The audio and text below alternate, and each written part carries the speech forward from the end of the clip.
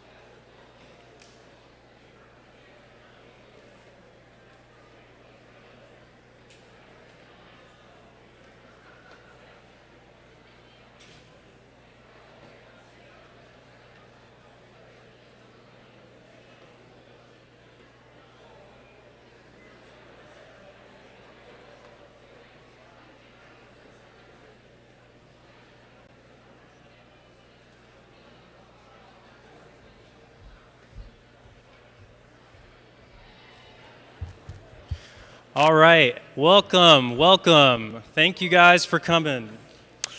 My name is Andy. Oh, thank you.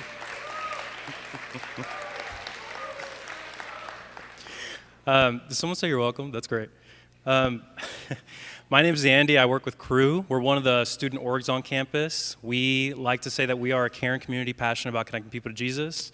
So whether you've been following Jesus for 20 years, 20 minutes, congratulations, or you haven't made that decision yet, then that's somewhere that we want to, we just want to be a resource to you for you to ask questions and look at the teachings of Jesus.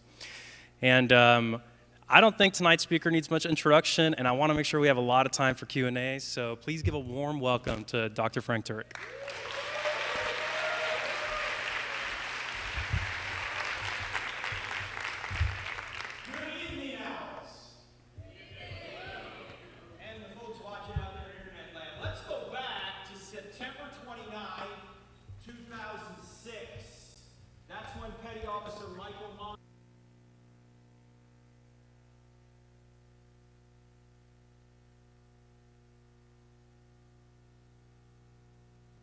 Way to this roof.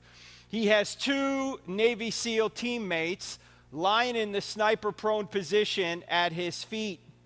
They've already taken AK-47 fire and a rocket-propelled grenade, but they're not exactly sure where the enemy is. There's a bit of a lull in the fighting.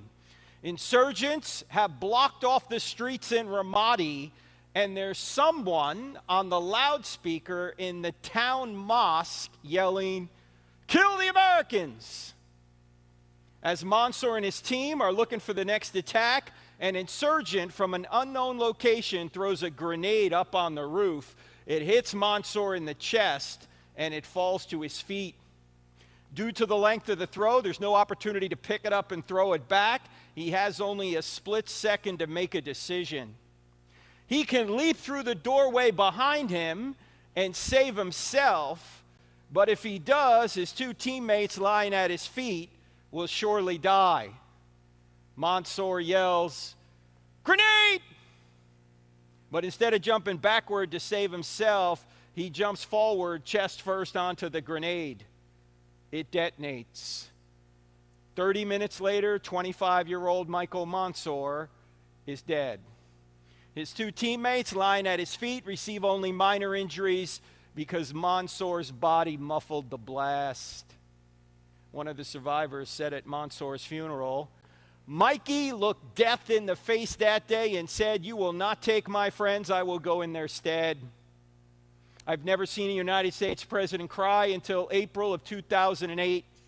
That's when President George W. Bush invited Mansour's parents into the East Room of the White House to give them their son's Medal of Honor posthumously.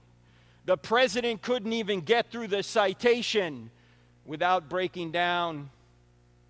Since then, Mansour's High School in Garden Grove, California built a new stadium. They named it Michael A. Mansour Memorial Stadium. The golden trident insignia that the SEALs wear dominates the 50-yard line. January 2019, San Diego, California, the United States Navy commissioned the USS Michael Mansour, the newest guided missile destroyer in the fleet, Zumwalt class. They've only made 3 of these ships, and one of them is named after Michael Mansour. This is Mansour's mother, Sally, being escorted onto the ship, named in honor of her fallen son. Now, why did they do this? Because Michael Mansour literally sacrificed himself to save his friends. There's no greater love than to sacrifice yourself to save your friends, said Jesus of Nazareth before he went to the cross. Michael Mansour sacrificed himself to save his friends. The question here tonight, Owls, would anyone sacrifice himself to save you? And the answer is, someone already has. His name is Jesus of Nazareth. But in today's culture, a lot of people don't think this story's true. They think it's invented. After all, it was written down by religious people. And we know religious people tend to embellish things. Not only that, it's got miracles in it, like a resurrection. How many people in this room have ever seen someone rise from the dead after you knew they were dead for at least 36 hours?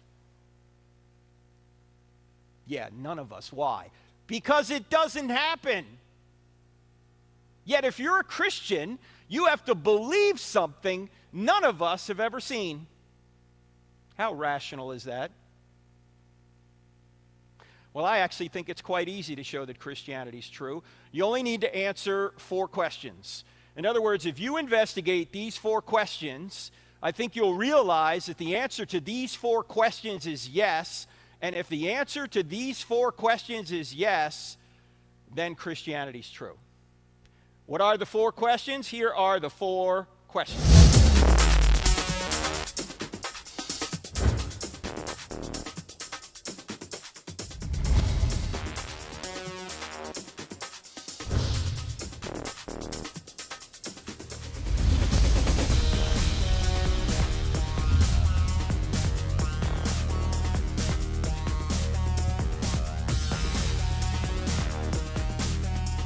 Now that is some pretty grooving music, isn't it?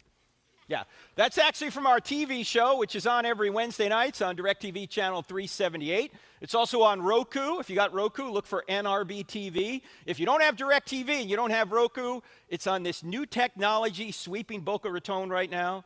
It's called the internet. Have you guys heard of this? Yeah, if you go to that website right there, crossexamine.org, that's our website, you'll see the show streaming live. We're also on radio every Saturday morning at 10 a.m. I know if you're a college student, you don't get up until the crack of noon on Saturday, so you're not listening to it then. That's okay. It's podcasted. It's called the I Don't Have Enough Faith to Be an Atheist podcast. What we do is we present evidence for Christianity, and we cross-examine ideas against it. Now, why are these the 4 questions? Truth, God, miracles, and the New Testament. Well, first question, does truth exist? Why is that important? Because you hear people saying there's no truth, you got your truth, I got my truth, all truth is relative. Well, if there's no truth, quite obviously Christianity can't be true. Of course, if there's no truth, atheism can't be true either, right? Now, we all know there's truth, ladies and gentlemen. If there wasn't truth, would you even be going to college? Would you ever read a book? If there wasn't truth, could you ever catch someone in a lie? No, lies presuppose truth. Obviously, there's truth. We're going to deal with that question first. Second question, does God exist? Obviously, Christianity can't be true if there's no God. I hope to show you tonight that God really does exist, and you can demonstrate that God exists without any reference to any religious work. You don't need the Bible to know that God exists. We're going to look at 3 arguments for this being. These arguments are taught in the Bible, but you don't need the Bible to know them. Third question, are miracles possible? Obviously, Christianity can't be true if miracles are not possible. But I hope to show you tonight that not only are miracles possible, but the greatest miracle in the Bible, even atheists are admitting the evidence for. We'll see that tonight. Then the key question is the New Testament telling the truth, particularly with reference to one particular event from the ancient world? This event, either Christianity stands or falls on this event. What is that event? Anyone know? The resurrection, right? Because if Jesus rose from the dead, game over, Christianity's true. Of course, if Jesus didn't rise from the dead, game over, it's false. You might as well sleep in on Sunday and do what you want the rest of the week, because if Jesus hasn't risen from the dead, if you're a Christian, your faith is in vain, as the Apostle Paul himself said in his first letter to the church at Corinth. If Jesus hasn't risen, forget about it. It's not true. Why believe it? Isn't it interesting that Christianity is a worldview that you can investigate and discover whether or not it's true? It's not just someone's philosophy. It's built on an historical event. Now, we're not going to have time to cover all of these points. We're probably just going to cover point 1 and point 2 tonight, and we'll take any question you have about point 3 and 4, because I want to spend a lot of time on questions. But we're going to start right here on does truth exist? And by the way, at the end of this, I'm going to give you a way of getting the entire PowerPoint presentation in a PDF format for free, okay? So if you're the kind of person that likes to take notes, you really don't have to, because I'm going to give you all the slides, all right? You guys ready to go? Yeah. All right. Now, whenever you start talking about truth, you always have to start with Jack Nicholson, right? Because Tom Cruise had him on the witness stand, and he said to him, "Colonel, I want the truth." And Nicholson said, "Owls, that was really weak." If he said it that way, the movie would have gone nowhere. You can't handle. That's not how he said it. Here's how he said it. I want the truth. You can't handle the truth. All right, let's try that again. I want the truth. You can't handle the truth. Now that felt better, didn't it? Didn't you always want to do that at college? Some professors up here and you can just yell, you can't handle the truth. Well, there's a lot of people who can't handle the truth. They're saying, you got your truth, I got my truth, all truth is relative. Well, if you don't get anything outside of what we talk about here tonight, this, what we're about to talk about now, I think is the most important thinking skill I've ever learned. And I already had a master's degree. I was 33 years old, and I did not know what I'm about to tell you now, to show you what a dimwit I was. You know why? Because I never had a course in logic. Has anyone here had a real formal course in logic? Can I see your hands, please? Hold your hands up. You see these people here? These are the homeschoolers. Here they are, right here, right? Yeah, right? I mean, you had a course in logic because you're homeschooled. If we taught logic in public school would be a lot better, but instead of teaching kids how to think, we're teaching them what to feel. And that can be dangerous. Why? Yes, feelings make life fun, but logic makes life safe. And what we're about to do is apply one of the fundamental laws of logic to so many of the statements and slogans you hear in our culture. What law of logic? The law of non-contradiction, which says that opposite ideas cannot both be true at the same time and in the same sense, right? We can't both be here in Boca Raton and not at Boca Raton at the same time and in the same sense, right? We're either here or we're not. Either God exists or he doesn't exist, but not both. You with me on this? So we're going to use the law of non-contradiction and apply it to so many of the claims you hear in our postmodern relativistic culture. For example, if someone were to come up to you and say, there is no truth, you should stop and ask that person a question. What should the question be? Yeah, if somebody says there's no truth, you want to say, hey, is that true? Is it true that there's no truth? Because if it's true that there's no truth, the claim there is no truth can't be true, but it claims to be true. Did I say that right? Can everybody see that this is a self-defeating statement? What's a self-defeating statement? A self-defeating statement violates the law of non-contradiction. If this statement is true, it's false, which obviously is absurd. It would be like saying I can't speak a word in English. If I were to say I can't speak a word in English, what would you say? Yeah, you just use English to say it. Or it'd be like me saying my parents had no kids that lived. Or my brother is an only child, right? These are absurd statements because they violate the law of non-contradiction. And if you want to avoid believing false claims, and you definitely want to do that, why? Because if you start living by false principles, ultimately you're going to smack up against reality and it's going to hurt. If you want to avoid false statements and false beliefs, you got to get good at turning the claim on itself. Turning the claim on itself. This is the most important thinking skill I've ever learned, and it's so simple. And by the way, you can amaze your friends with this. Why? Because you can kindly ask a question when they make a statement and see if they can respond to it. You don't have to be aggressive, you don't have to be mean, you just simply need to ask a question. So let's ask some questions of some of the statements we hear in our relativistic postmodern culture. Here's one. There's no such thing as absolute truth. If somebody says that and you turn the claim on itself, what question are you going to ask back? Yeah, is that an absolute truth? Or you might want to say, are you absolutely sure? Can everybody see that this is an absolute truth claim, claiming there are no such thing as absolute truths? It violates the law of non-contradiction. Or how about this one? All truth is relative. If someone says that and you turn the claim on itself, what question are you going to ask of the person? Is that a relative truth? No, that's an absolute truth claiming all truths are relatives. All truths are relative. It defeats itself. Now, in today's culture, it's not said this way much anymore. It's more often said this way. There isn't the truth, only my truth. You know, you have your truth, I have my truth, you live your truth, I'll live my truth, we'll all get along. It sounds so right. It sounds like we all ought to believe this. It sounds so Oprah, doesn't it? There's just one big problem with it. It violates the law of non-contradiction. And if you were to turn this claim on itself, what question might you ask back? Well, here's a question you can ask back. Is that just your truth or the truth? In other words, is the statement on top just your personal opinion? Because if it is, fine, but why should I believe it? But if you're claiming this statement up here is the truth, can everybody see that the first half of this statement says there are no the truths? In other words, this is a the truth statement claiming there are no such thing as the truth statements. Or this is a the truth claiming there are no the truths. It violates itself. I know this is unpopular to say in our culture, but I need to say it. There's no such thing as your truth. There's no such thing as my truth. There's just the truth. I mean, if you're going to claim you have your own truth, you might as well say, I have my own math. That's ridiculous. Like, suppose Andy, who leads crew here, said to me, hey, Frank, can you hang around tomorrow here on campus?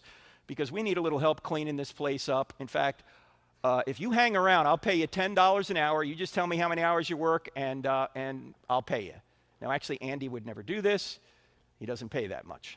Anyway, but let's suppose I did. I hung out, and all day tomorrow I worked for 15 hours. And he goes, okay, what do I go, okay, let's see. $10 an hour times 15 hours, you owe me $150,000.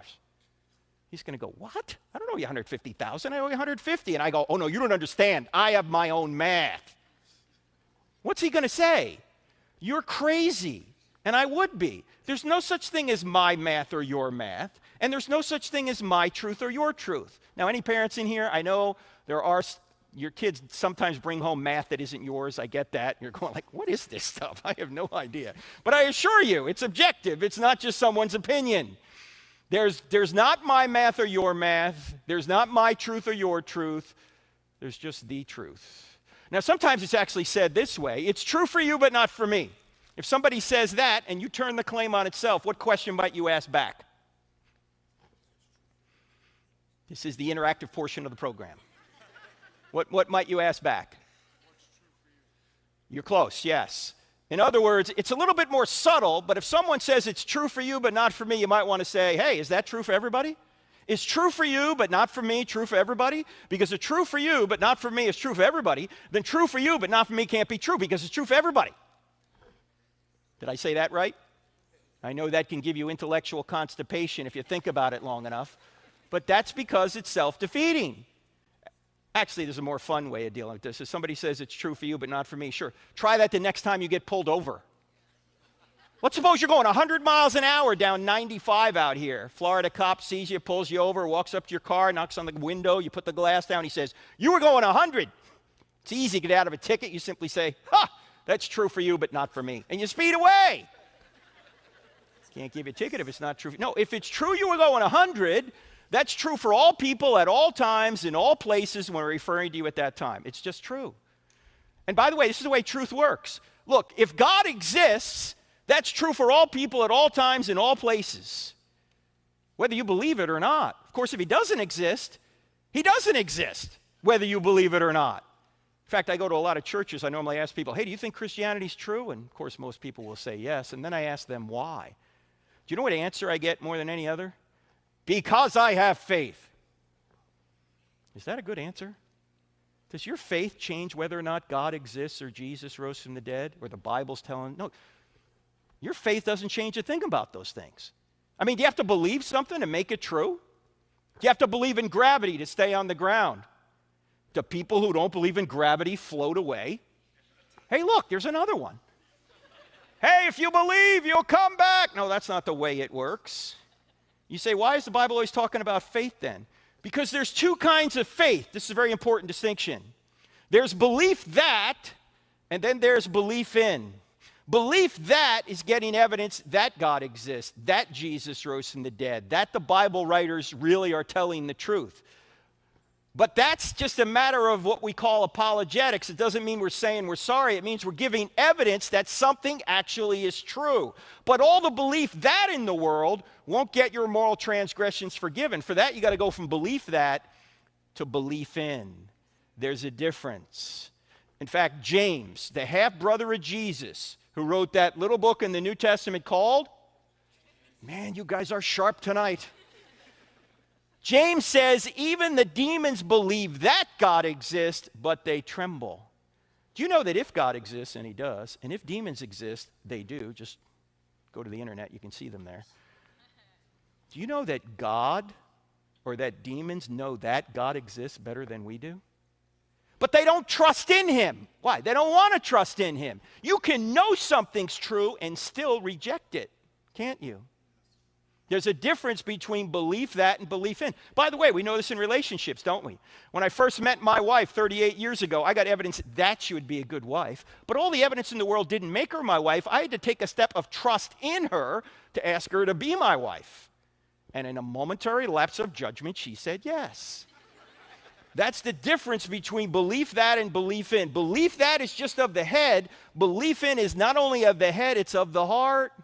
In fact, John, who wrote the 4th biography of Jesus, we call the Gospel of John, in the 20th chapter, last verse, he puts belief that and belief in one sentence. I'm paraphrasing, but he says, "These things were written down so that you may know that Jesus is the Savior, and by believing in him, you may have life in his name." See, there's a difference between belief that and belief in. Faith in the Christian worldview is not blind. I don't have any evidence. Faith in the Christian worldview is trusting in what you have good evidence to believe that is true. Trusting in what you have good evidence to believe that is true. And you did that implicitly when you walked in this room. You didn't really think about this, but when you sat down, you believed that chair would hold you up. You trusted in it. When you get on an airplane, when I got an airplane tomorrow, I'm going to trust in the pilots that they're well trained. That's the difference between belief that and belief in. So, Christianity is not a blind faith. Christianity is a faith informed by the facts. Trust in what you have good evidence to believe that is true. How about this? You hear this a lot of times here on a college campus. There's no truth in anything but science. What's the problem with this claim? Can you scientifically prove that? Exactly. Simply ask the question, is that a scientific truth? No, that's a philosophical claim. You can't prove that in the laboratory. That's not a statement of science. That's a statement about science. In fact, in the book, I Don't Have Enough Faith to Be an Atheist, we have a little section in there. Here's the title of the section. Science doesn't say anything. Scientists do. Why am I saying that? Because all data needs to be gathered, and then all data needs to be interpreted. And who does that? Scientists do that. So whenever you see somebody saying, science says, no, science doesn't say a word. Scientists say things. By the way, you ever wonder why you've got conflicting advice on COVID? They say follow the science. You have to say, whose science? Look, if scientists have good data and they interpret it properly, you'll get good advice. If they got good data, don't interpret it properly, you get bad advice. If they got bad data, it doesn't matter how they interpret it, you're going to have bad advice. If there's a political agenda, that'll never happen. Ladies and gentlemen, why do we think that scientists and government officials are not susceptible to the big 3 temptations the rest of us are susceptible to? What are the big 3 temptations out there that if you follow them, you can ruin your life almost instantaneously? What are they? They're good things. Sex, money, power. In fact, they're so good, we'll often take shortcuts to get them, and that's what we call sin. And I don't know about you, but when you look back at the whole COVID thing, some people made a lot of money and are still making a lot of money, and some people had a lot of power and are still trying to wield that power for their own benefit. I don't know what to believe anymore about much of this stuff. Do you? And then when they start censoring people who have a counter worldview or a counter, they're censoring doctors. You're going, why are you censoring doctors? Something else is going on here. Science doesn't say a word. Scientists say things. By the way, I submit to you, this is the same. This is the reason there's an argument between the people who believe in intelligent design and the people who believe in evolution, macroevolution. Everyone's looking at the same evidence. Why do they come to different conclusions? I think part of the reason is they have different philosophical outlooks. Look, there's only 2 types of causes. It's either a natural cause or an intelligent cause. There's no other possible cause for how we got here. It's either intelligent or it's not. Now, if you're an atheist, you might rule out intelligent causes before you look at the evidence. Is it any wonder then you're always going to interpret the data to say it's got to be a natural cause? Because you ruled out the only other possibility. Is that a result of the evidence or a result of the philosophical presupposition?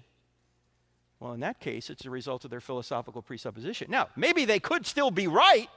I'm simply saying if you're going to rule out the only other alternative, that's a matter of philosophy, not a matter of the evidence. Or how about this? This is the big one in our culture. You ought not judge. In fact, Jesus said, don't judge. Why are you judging, you hypocrite? All right, let's leave Jesus aside for just a second. Logically, what's the problem with the claim? Yeah, if somebody says you ought not judge, what are you going to say? Yeah, then why are you judging me for judging? You notice that's a judgment? You say, wait a minute, Frank. Didn't Jesus say don't judge? Nope, never said it. Sure he did. He said it in Matthew chapter 7, verse 1. This is his most famous sermon, the Sermon on the Mount. All right. I know this is going to seem odd for just a minute, but it's true. Stick with me. There are no verses in the Bible. There are no verses in the Bible. Do you think that when Matthew was writing his biography of Jesus, he said, here's chapter 7, verse 1? No. When were the chapter and verse divisions put in there? About 500 years ago to help us navigate the text, which is really important, right? It'd be hard to find your way around this big series of books that we put under one binding if we didn't have numbers. I mean, imagine if you're a churchgoer and you go to church one Sunday morning and your pastor has a big Bible with no numbers and you have a big Bible with no numbers and he just looks at you and he goes, let's go about 2/3 of the way in. Let's see if we can find the same spot, right? No, you wouldn't be able to do that, right? You need numbers. The problem is we tend to think if it's got a number in front of it, we can take it out and make it say whatever we want. We can't do that. In fact, I know some of you are going to hate me for this, but that's okay. I leave tomorrow. I don't care. Okay, this is why you Christians should never use Jeremiah 29:11 as if it's a promise to you. What's Jeremiah 29? You know Jeremiah 29:11. Oh, the plans I have for you, plans to prosper you, plans to give you hope for a future. I mean, this is on coffee mugs. This is on birthday cards. This is on pillows. This is on journals. This is on posters. This is everywhere, and it has zero to do with a promise to a modern-day Christian. Who is that written to?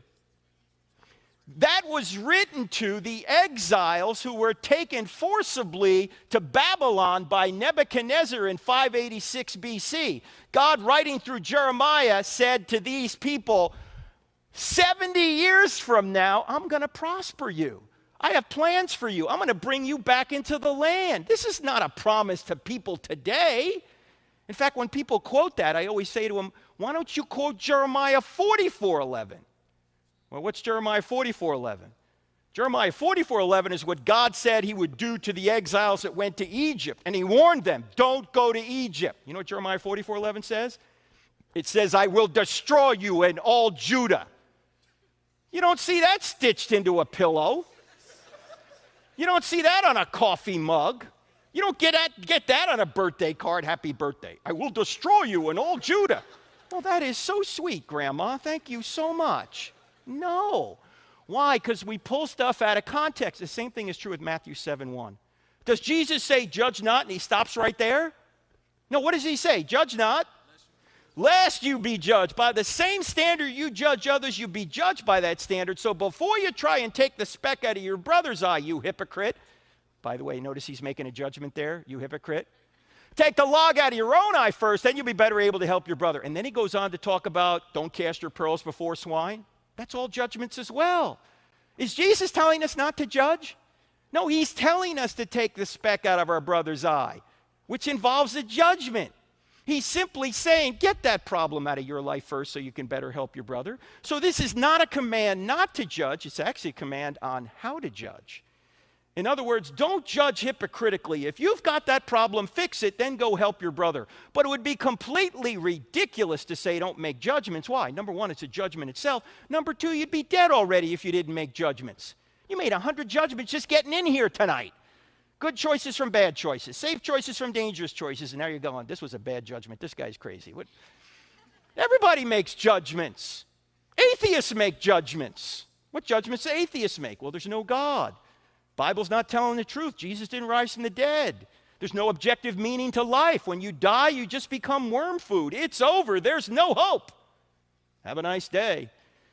These are all judgments. The question isn't whether or not you can make judgments. The question is, are your judgments true? And Jesus in John chapter 7 says, stop judging by mere appearances and make a right judgment. You got to make a judgment whether to be a Christian or not. I will say this, though. Jesus did save a very stern rebuke for people who were judgmental. Who were the judgmental ones in his day? The Pharisees. And who were the Pharisees? What was their job? These people were the religious and political leaders of Israel. Many of them were on the Sanhedrin, the Jewish ruling council that sentenced Jesus to die, to whom Rome delegated much of the day-to-day legal making authority. In other words, they were the lawmakers. They were the politicians. And Jesus went after these people. Are you telling me Jesus got involved in politics? Yes! And he wasn't so nice doing it. In fact, if you think Jesus was a sweet guy who's never said a bad word about anyone, you have not read John chapter 2, John chapter 8, or Matthew chapter 23. What happens in John chapter 2? Jesus makes a whip, and he goes and he jacks people up in the temple. Sweet and gentle Jesus did this? Yes! And then in John chapter 8, he's having an argument with these Pharisees, these politicians, these religious politicians, and he's right in the middle of an argument with them when he says, your father is the devil. Jesus, you can't say that. That's not very Christ-like. Excuse me, I am Christ. Can you imagine you're having an argument with somebody and you stop and you go, your father is the devil. Never try that with a sibling, by the way. And then in Matthew 23, Jesus really goes after these politicians when he says, woe to you, scribes and Pharisees, you hypocrites! You strain out a gnat and swallow a camel. Oh, you look great on the outside. You're whitewashed tombs, but on the inside, you're full of dead men's bones. You go a mile to make a convert, and then once you make them a convert, you make them twice as much a son of hell as you are. How will you avoid being condemned to hell? What? Sweet and gentle Jesus said this? Yes, Jesus was not Barney. Can't we all get along, boys and girls? No! I came to bring a sword. It's going to divide mother and daughter, father and son. When have you ever heard anyone talk about those passages? And many of you in this room know those passages are true because you're divided in your own home over Jesus. Jesus was tough. By the way, why did they kill Jesus? Do you think he got killed for saying, love your neighbor? Does that get you killed? Love your neighbor. What did you say? You must die. No, that doesn't get you killed. What do you get killed for? Claiming to be God. Why? Because it's blasphemy to the Jews and sedition to the Romans. That'll get you killed. In fact, I think Caiaphas, the high priest at the time, I think he knew Jesus was the Messiah. Why? Because he knew Jesus had resurrected Lazarus from the dead. And right after that, you know what Caiaphas says? Oh, it's better that one innocent man die than the whole nation perish. Let me see. Caiaphas didn't want to lose sex, money, power, didn't want to lose his job. So he had Jesus killed. Yeah, he made a judgment, didn't he? Everybody makes judgments. The only question is, are your judgments true? By the way, I've noticed one other thing about judging. You ever notice when you compliment somebody, which is a judgment, nobody gets upset? You know, if you say to your best friend, I really love you. You're such a wonderful person. I wish I could be like you. You think your friend's going to say, well, who are you to judge? No, I've noticed that people don't have a problem with judging. They just have a problem with judgments they don't like. In fact, as Augustine said, we love the truth when it enlightens us. We hate the truth when it convicts us. And for you military people in here, and by the way, I was in the Navy for 8 years, which stands for never again volunteer yourself. For you military people in here, you always get more flack when you're over the target. If you tell somebody something that's true and they're shooting back at you, you're over the target. They don't want their evil deeds exposed. As Jesus said, men love darkness rather than light. So we have to make judgments, but we have to make judgments without being judgmental. Nobody in this room, nobody watching here on the internet is going to make it to God on your own steam because we're all fallen. We're no better than anyone else in God's eyes. We need a redemption, and that's why Jesus came. In fact, somebody put it this way: evangelism is just one beggar showing another beggar where the food is. We're all fallen. Now, we don't have time. There's many more of these we could go through, but I just want to sum up this section this way. Can everybody see that this postmodern relativistic statement right here shoots itself? Can everybody see that? That relativism and postmodernism are self-defeating. They're false. Tragically, many of our high schools and most of our universities have bought into relativism. They bought into postmodernism. The truth that there is no truth. Why would you pay anybody 40 or 50 grand a year to tell you the truth there's no truth? Aren't you here to learn truth? Or are you here to just learn somebody's opinion? By the way, you may know we do this on a lot of college campuses, and we're going to have a mic set up for Q&A in a little bit. And I may ask you a question when you get up to the microphone, and it's not fair of me to do that unless I tell you what the question is in advance so you can think about it. Actually, this is a picture from an event we had at the University of Wisconsin at Madison, and they love the Bible there about as much as the University of California at Berkeley does. In any event, when somebody gets up to the microphone, if they express any hostility at all, I'll sometimes ask this question. So here's the question I might ask you during the Q&A. If Christianity were true, would you become a Christian? I've had atheists stand at that microphone in front of hundreds of people and say, no! No. Wait, I thought you claimed to be reasonable. I thought you claimed to be rational. How is it that you wouldn't believe something if it were true? Because it's not a matter of the head. It's a matter of the heart. They don't want it to be true. They don't want there to be a God. Why? Because they want to be God of their own lives. They're not on a truth quest. They're on a happiness quest. And they're just going to believe whatever they think is going to make them happy. And even some people claiming to be Christians will believe this way too. So much for what the Bible says. I just want to be happy. Now, the truth of the matter is that for a short period of time, you can make yourself happy following your own selfish ways. But over the long term, it's a disaster. And the few people in this room who are over 40 know what I'm talking about, because many of us have tried it ourselves, haven't we? We're going to do it my way. No, you're not very long. If you try and live your own way without regard to others or to God, eventually you're going to wind up addicted, broken, alone, and probably prematurely dead. The only way to get true contentment is to go straight through truth, and Jesus is the truth. So always ask the question, if Christianity were true, would you become a Christian? If the person hesitates or says no, it's not a head problem, it's a heart problem. By the way, it's a fair question for an atheist to ask a Christian. If Christianity was false, would you still believe it? You know what Paul said? Of all men, you're to be most pitied if you believe it's true when it really isn't. So what we're going to do now is see if there's real evidence that it's true. Right now, we've just established the fact that truth exists, and relativism and postmodernism are false because they claim it's true. There's no truth. So let's look at the next question. Does God exist? And we'll spend the rest of our time on this question. Does God exist? And I mentioned there are three arguments we're going to look at for the existence of a theistic God. There are more than this, but these are just the three we're going to look at. The first argument is the argument from the beginning of the universe known as the cosmological argument. Now, cosmological comes from the Greek word cosmos, which means world or universe. And it says if there is a beginning to the world or universe, there must be a beginner. The second argument is the argument from design, known as the teleological argument. And telos is a Greek word meaning design or purpose. And it says if there's design in the universe and design in you, life, there must be a designer.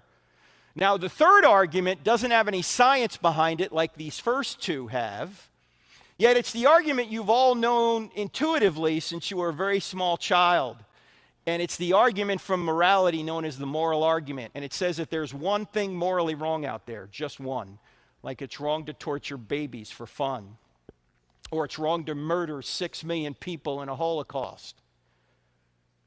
Or it's wrong to walk into an elementary school and shoot 9-year-olds. Then there has to be a God. Why? Because if there is no standard beyond humanity, everything's just a matter of opinion. That's just your opinion. against a baby torturer's opinion. That's just your opinion against Hitler's opinion. That's just your opinion against some school shooter's opinion. Now, we know those matters aren't just a matter of opinion. If that's the case, there must be an external standard that we're obligated to obey, and that standard is what we mean by God's nature. If God doesn't exist, there's nothing good and there's nothing evil either. But we'll get to that later. We got to start with the first argument, the cosmological argument. Now, you got to admit, it was worth coming here tonight just to see God do that. Did you guys see that? Some of you say, I've never seen God move. Oh, really? Check this out. Look at that. Now, this is the argument that many say points back to the big... Now, I know there are some Christians in here going, Frank, we're Christians in here, and we don't believe in the Big Bang. You guys don't believe in the Big Bang? I believe in the Big Bang. I just know who banged it. In fact, the evidence for the Big Bang is so good that even atheistic scientists are admitting it. Stephen Hawking, who was probably the top physicist in the world until he died about 6 years ago. Some of you may know Hawking was sort of a medical miracle. He got ALS 40 years ago, and somehow he lived for about 35 years ever since his diagnosis. And Hawking famously said this: almost everyone now believes that the universe and time itself had a beginning at the Big Bang. Now, Hawking tried to come up with another explanation other than God. He failed, but he's admitting the data, that space, time, and matter literally came into existence out of nothing, out of non-being. And we could go through the scientific evidence for this. I could show you quote after quote from cosmologists who would say this. We're not going to do that. Why? Number one, we don't have time. Number two, it's all in the book, chapter 3. And number 3, it's not controversial. Even atheists are admitting there was a beginning. The only thing that's controversial is what caused the beginning. That's what's controversial. We'll look at that in a minute. But I want to give you one philosophical argument for the fact that the universe had a beginning. This is not subject to any scientific investigation. I think this argument stands regardless of what the science seems to point to. And it's the argument from the fact that the universe had to have a beginning by just looking at time. Let's say this is a timeline here. There's the present, there's yesterday, there's the day before yesterday, there's last week. Let's say we don't know how far back this timeline goes. Question: can this timeline be infinite into the past? No, why not?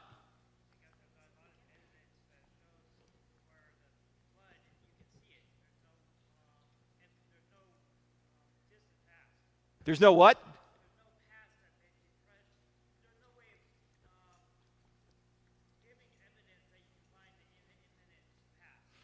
You can't have an infinite past, because if you did have an infinite past, today never would have arrived.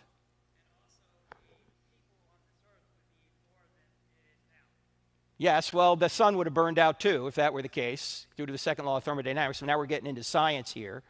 Think about this, ladies and gentlemen. If there were an infinite number of days before today, would you ever get to today? No. Why? Because if there's an infinite number of days before today, you'd always have to live another day before you got to today, because there's an infinite number of days. But yet today is here, which means what? There can only be a finite number of days before today. This is called the Kalam cosmological argument. If the past were infinite, today never would have arrived. And this argument goes back as far as the 3rd century AD, and picked up later by Muslim philosophers, that there has to be a beginning to time. And if there's a beginning to time, whatever created time has to be outside of time, which means you're timeless, which means you don't have a beginning yourself. This answers the question, who made God? Well, nobody made God. If God is timeless, he didn't have a beginning, which means he didn't have a cause. And there has to be an uncaused first cause. In fact, let's just look at the bottom line to this argument.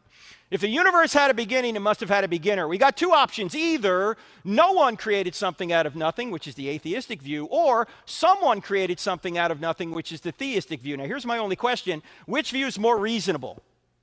That no one created something out of nothing, or that someone created something out of nothing? What do you think? Someone, right? No one can't do anything because no one is no one. There's non-being. And if there's anything we believe in science, is the law of causality, that everything that comes to be has to have a cause. And if the universe came to be, it must have had a cause. Now, what kind of cause must it have been? Well, if space, time, and matter had a beginning, which is what atheists are admitting, and what the scientific evidence seems to suggest, and the philosophical evidence we just mentioned does as well, if space, time, and matter had a beginning, whatever caused that must transcend space, time, and matter. In other words, the cause must be spaceless, timeless, immaterial, powerful to create the universe out of nothing, personal in order to choose to create. Why personal? Because to go from a state of nothingness to a state of creation, someone had to make a choice, and only persons can make choices. Also, the being would have to be intelligent to have a mind to make a choice. Now, ladies and gentlemen, when you think about a spaceless, timeless, immaterial, powerful, personal, intelligent cause, who do you think of? God. You say, well, how do you know it's the Christian God, Frank? We don't. Yet. I mean, this could be Allah at this point. We don't know. You don't get all the way to Jesus with a scientific argument. It could be the Christian God. But if we keep going through this evidence and we look at, are miracles possible, and did Jesus rise from the dead, and we realize that Jesus actually did rise from the dead, then we can say that the same being that walked out of the tomb 1,990 years ago is the same being in whose divine nature created the universe out of nothing. We haven't gotten there yet, but we have 6 attributes for what could be the God of the Bible. And I like this argument the best. Why? Because it gives you 6 arguments, or I should say 6 attributes from one argument. Now the second, oh, by the way, here's a question asked an atheist. If there is no God, why is there something rather than nothing at all? This is a question the philosopher Leibniz posed. Why does anything exist if there's no God? Non-being. There would be nothing. By the way, nothing is not something. Nothing is non-being. If I say I had nothing for lunch today, what does that mean? I didn't have a plate that we called nothing. I didn't have lunch. That's what it means. Despite the fact that some atheists are out there trying to claim that nothing created the universe, their nothing is actually something. But I don't have time to go there. We can talk about it during the Q&A. Let's go to the second argument. And we're going to spend most of our time on arguments on this one, the teleological argument or design argument. And there's 2 aspects to this argument. The universe appears to be designed, and you appear to be designed. Let's talk about the universe first. First, scientists in recent decades have discovered that the universe is fine-tuned. That if you were to change any one of a number of attributes virtually imperceptibly about our universe, either the universe wouldn't exist, or if it did, it couldn't support life. For example, even Stephen Hawking admitted, he said, if the expansion rate of the universe was different by 1 part in 1,000 million, a second after the Big Bang, the universe would have collapsed back on itself or never developed galaxies. In other words, if the expansion rate from the very creation point was that infinitesimally different, we wouldn't be here. The universe wouldn't exist. Seems to me the same being that created space, time, and matter is the same being that fine-tuned the expansion rate to be precisely what it needed to be so you and I could be sitting here right now. Also, the gravitational force, if it were altered by more than 1 part in 10 to the 40th power compared to the strong nuclear force, we wouldn't exist. What's 1 part in 10 to the 40th power? That's 1 part in 1 with 40 zeros following it. You say, Frank, I can't get my head around that number. I know, neither can I, so let me give you an illustration. Take the entire North American continent, all the way from Central America, like Costa Rica, all the way to Greenland, and stack it in dimes all the way to the moon. That's 238,000 miles. And do that on 1 billion other North American continents. Then mix all those dimes together, mark one of them red, mix it in, blindfold a friend, throw them on the pile, and say, pick 1 dime at random. The chance he would pick that 1 red marked dime is 1 chance in 10 to the 40th power. Is he going to pick that dime? No. You have to have a lot of faith to believe all this happened by chance. And by the way, what is chance? Does chance cause things? Who caused this? Chance. He was just here. No. Chance is not a cause. Chance is a word we use to describe mathematical possibilities. Chance doesn't do a thing. In fact, when scientists use the word chance, you know what they really mean? We don't know. Look, there's only two possible explanations for that value being where it is. Somebody designed it to be that way, or nobody designed it. It's either designed or it isn't. What's the more reasonable explanation, do you think? Somebody designed it. And by the way, I just gave you two of at least a dozen of these. And if you add in aspects of our solar system, you get over 100 of these. In fact, let's take a look at our solar system, because our solar system appears to be designed with us in mind. Here we are, a third rock from the sun. If we were just a little bit closer to or a little bit further away, we couldn't survive. A little bit closer to, we'd burn up. A little bit further away, we'd freeze. We are what scientists call the Goldilocks zone. It's not too hot. It's not too cold. It is... That's a lie. It's way too hot here in the summer. Okay? The axial tilt, 23.5 degrees. Change that slightly, we don't exist. Earth rotation, 24 hours. Change that slightly, we don't exist. The size and distance of the moon from us, change that slightly, we don't exist. If Jupiter was not in its current orbit, we couldn't exist here on Earth. Why? What does Jupiter do for us? Jupiter's gravitational force is so strong that it attracts most of the meteors and space junk to it rather than us. It's a cosmic vacuum cleaner. In fact, you want to take a close-up look at Jupiter? You see these dark marks?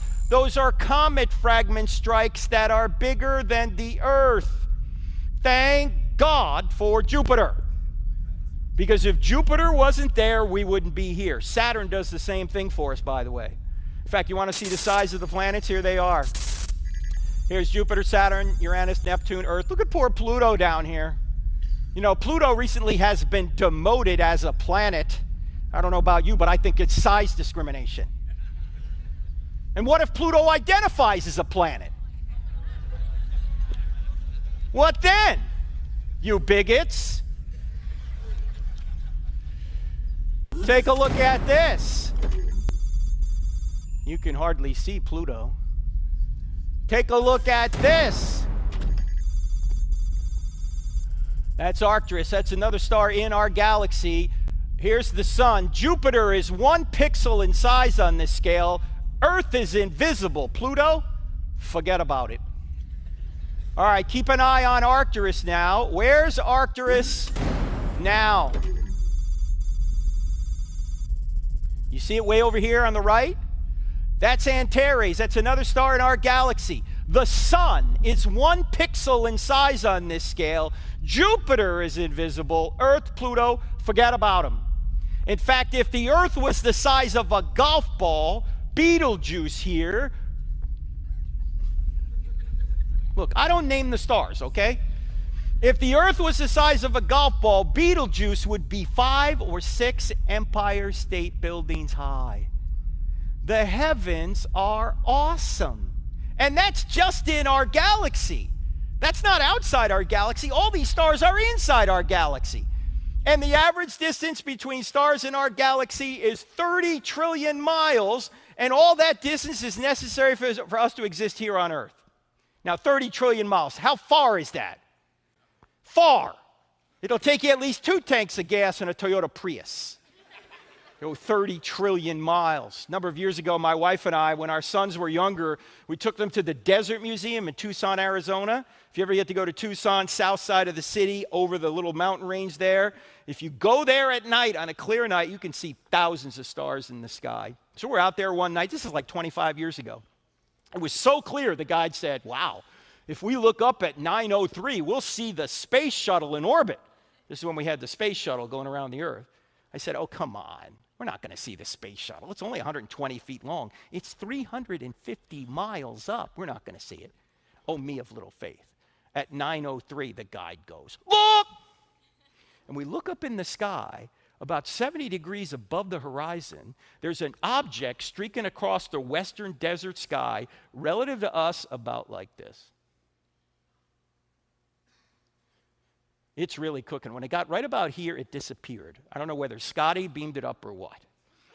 Actually, what happened was, despite the fact that we were in total darkness, the space shuttle was so high up that the sun was still reflecting off of it, and when we got out of the range of the sun, we couldn't see it anymore. Now, when the space shuttle was in orbit, the space shuttle was traveling at about 18,000 miles an hour. That's 5 miles per second. You got trouble getting to school in the morning? Take the space shuttle. You'll be 5 miles a second. Think about how fast that is. Well, I did a little calculation to try and figure out how long would it take us if we could get in the space shuttle and go from our star, the sun, to another star an average distance away, 30 trillion miles, inside our galaxy. How long do you think it would take us? Yeah, it would take us 201,450 years to go from one star in our galaxy to another star in our galaxy going 5 miles per second. And we're going to explore space. No, we're not. We're not going anywhere in space. We can hardly get out of our solar system. It took us 9 years to get to Pluto. I mean, think about this. Our solar system, if the solar system was the size of a quarter, with the sun at the center and Pluto at the outer rim, do you know where the next nearest star is? It's over 2 football fields away. We're not going anywhere.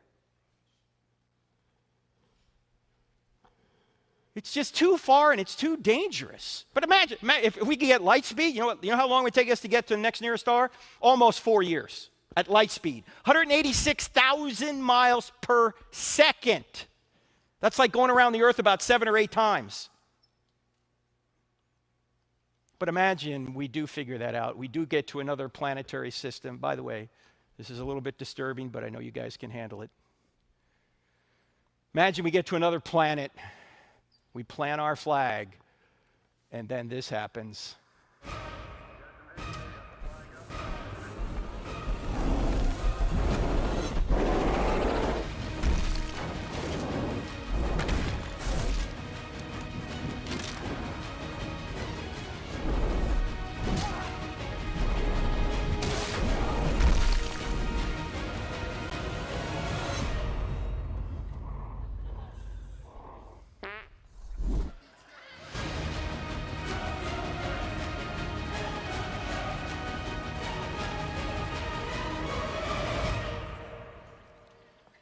Beans are not for astronauts, ladies and gentlemen. To show how analytical my wife is, I showed her that video, and she smiled just a little bit, and then she said, "That's illogical. There's no sound in space." Now, notice what the psalmist says. He says, "For as high as the heavens are above the earth, so great is his love for those who fear him." As high as the heavens are above. How high are the heavens above the earth? How many stars are out there? I mean, if it takes us over 200,000 years at 5 miles a second to go from one star to another just in our galaxy, how many stars are out there? Well, you know, the Hubble Space Telescope has helped us discover that. About 20 years ago, they trained the Hubble Space Telescope on about 1/26 millionth of the sky. What's 1/26 millionth of the sky? Go outside tonight, put a piece of rice on the end of your finger, hold it up. That piece of rice represents about 1/26 millionth of the sky. So they trained Hubble for about 11 days of exposure time on this little piece of the sky. In fact, this is called Hubble Ultra Deep Field. You can Google this. It's in the public domain. Can you see the bottom of this? This is the mountains down here. This is the southern hemisphere. I'm going to show you the little video they put together to show you what they found in 1/26 millionth of the sky. There's no audio. It's just a video, just a bunch of pictures put together. When I play it, you're going to see the constellations come up, and then Hubble's going to zoom out to this one little speck of the sky. You guys ready? You guys ready? All right, here it is. Here's Hubble Ultra Deep Field.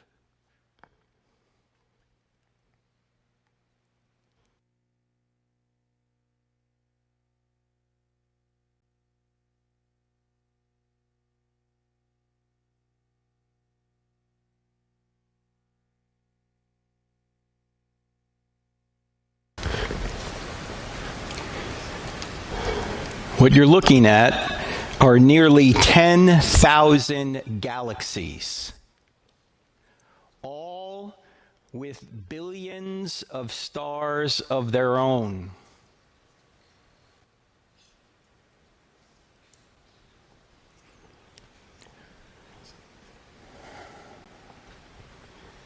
Now, if you find 10,000 galaxies in 1/26 millionth of the sky, and each of those galaxies has billions of stars of their own, how many stars are there in the entire universe?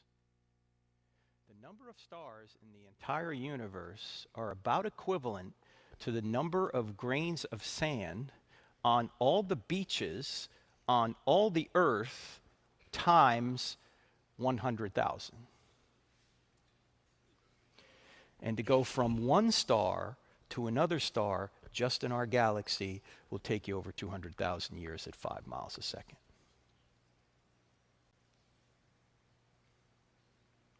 The heavens are awesome. Ladies and gentlemen, I don't want to hear anybody ever again use the word awesome unless you're talking about God or the heavens. Awesome shot, dude. Awesome shirt, dude. Awesome TikTok video. No! What are you going to say for God? But there's a problem. As the scriptures say, the heavens declare the glory of God. In what way does the heaven declare the glory of God? Well, one way is that it demonstrates to us that every attribute of God is infinite. That's a problem. Why? Because if God is infinitely just, that means none of us are going to escape punishment. Because we all have been at times unjust, even today. So what's the solution? I only read the first half of the verse a few minutes ago. Here's the second half. For as high as the heavens are above the earth, so great is his love for those who fear him. As far as the east is from the west, so far as he removed our transgressions from us. How has he removed our transgressions from us? If he's infinitely just, how can he? Well, thankfully, yes, God is infinitely just, but he's also infinitely loving. Which means he added humanity to his deity, came to earth, lived the perfect life, allowed the very creatures like you and me who rebelled against him to torture and kill him so he could take our punishment on himself. And then by trusting in him, you're not only forgiven for what you've done, you're given his righteousness. This is why, ladies and gentlemen, Jesus is the only way. It's not an arbitrary claim. It's not like he just says, well, I'm God, so I said so. No, there's no other way to reconcile infinite justice and infinite love than if an innocent substitute comes and takes the place of we who are unjust subjects. That's why he's the only way. This is why Paul says in his letter to the Romans, chapter 3, verse 26, God remains just and is the justifier of the one who has faith in Jesus. It's not an arbitrary claim. Now, when you think about the number of stars that are out there, stars equivalent to sand grains on 100,000 Earths, and it'll take you over 200,000 years at 5 miles a second to go between those stars. Does that make you feel insignificant? It shouldn't. Why? Because while the heavens are amazing, they're not made in the image of God like you are. In fact, the heavens were made for you. In fact, here's the second part of the teleological argument. This is you. You're made magnificently. You appear to be designed. This is you in the womb at 11 weeks. Question, is this animal, mineral, vegetable, or human? Human. In fact, let's go back even further than 11 weeks. Let's go all the way back to when your mother and your father got together to conceive you. Have you guys had this talk before? I see some young people in here, so I'll try and be discreet. I also see some older people in here as well, so I'll try and be discreet as well, just in case you've forgotten how this works. When your mother and your father got together to conceive you, your mother unconsciously perfumed her egg to attract your father, and then your father sent the entire population of the United States, 300 million soldiers, toward your mother's egg. And then there was a race, and you won. That's right. That's right. Don't let anyone ever tell you you're not special. You beat out 300 million others. You have blown away anything Michael Phelps has done. Now, seeing some of you limping here earlier makes it hard for me to believe you were the fastest soldier in the gene pool, but you were. Now, your soldier was 20 to 30 times smaller than a grain of salt, yet it contained half of the 3.5 billion letter genome. That is your software program, all the letters in the right order. And your mother's egg was about the size of a period at the end of a sentence in an average book, and it contained the other half of the 3.5 billion letter genome, all the letters in the right order. And when your soldier and your egg came together, a new 100% genetic human being was created. Do you know you have not received any more genetic information from this point till right now? In fact, there were only 4 things separating you from adulthood: time, air, water, and food. Those are the same 4 things that separate a 2-year-old from adulthood. Does this have implications on the abortion issue? Yeah, I think it does. We don't kill the 2-year-old. Why do we kill the unborn child in the womb? Genetically, it's the same. You say, wait a minute, Frank, you can't legislate morality. All right, this was the subject of our first book, creatively titled Legislating Morality. All laws legislate morality. Every law declares one behavior right and the opposite behavior wrong. You can't think of a law that doesn't legislate morality. The only question is, whose morality will we legislate? And when people say, don't impose your morality on me, I normally say, why not? Would that be immoral? And if we're not to impose morality on one another, why are you imposing your morality on me? Why are you saying I ought not impose ought nots? Why do you get to impose ought nots, but I don't? Actually, the better answer is this. If somebody says, don't impose your morality on me, I think you ought to say, this isn't my morality. I didn't make this stuff up. I didn't make up the fact that murder's wrong, that abortion's wrong, that rape is wrong, that theft is wrong, that men were made for women and women were made for men. And the reason the government's involved in marriage to begin with is to legally recognize that man-woman relationship over every other relationship, because we're trying to perpetuate and stabilize society. That's the reason we have marriage. Look, I didn't make this stuff up. I didn't make up any of these things. This isn't my morality. This isn't your morality. This just happens to be the morality. The one Thomas Jefferson said was self-evident. The one the Apostle Paul said the Gentiles don't have the law written on their hearts. Look, I didn't make it up. And if you have a problem with the morality, you don't have a problem with me. It's not mine. You have a problem with the Creator, upon whose nature this morality is derived. All right, no extra charge for that. Let's go back to this. From this point till right now, a construction project of astonishing complexity began taking place. Cells began multiplying at a rate of 4,000 cells per second. Brain cells began multiplying at a rate of 100,000 cells per second. For most of you, anyway. Some cells became brain cells, others heart cells, others lung cells. How did they know how to do this? Nobody knows. Some cells went so far across you to become what they needed to become that it would be equivalent to you today walking across the United States alone. And that construction project continues to this very moment. You just made 4 million new red blood cells. You just made another 4 million new red blood cells. You just made another, knock it off. I mean, are you thinking about this? Are you going, wait a minute, Frank, hang on, I got to concentrate. New red blood cells coming up. No, this is just happening. Why is it happening? Aristotle noticed something 2,400 years ago. He didn't know anything about blood cells, obviously, but he noticed that all of nature's going in a direction. For example, why does an acorn, if it's properly nourished, always go in the direction of becoming an oak tree? Why doesn't it become an elm tree or a birch tree or a seahorse? You say, well, it's programmed to become an oak tree. Well, who programmed it? And by the way, is an acorn conscious? Is an acorn in the ground going, all right, what do I have to do to become an oak tree? No. Yet it reliably goes in the direction of becoming an oak tree. If it doesn't have a mind of its own, and it doesn't, yet it reliably goes in a direction, there must be an external mind directing it toward that end. This is what Aristotle called the unmoved mover. Thomas Aquinas came along in the 1200s AD and he said, this is going to be my 5th way to argue for God, that all of nature is going in a direction. If it's going in a direction, somebody must be actively directing it.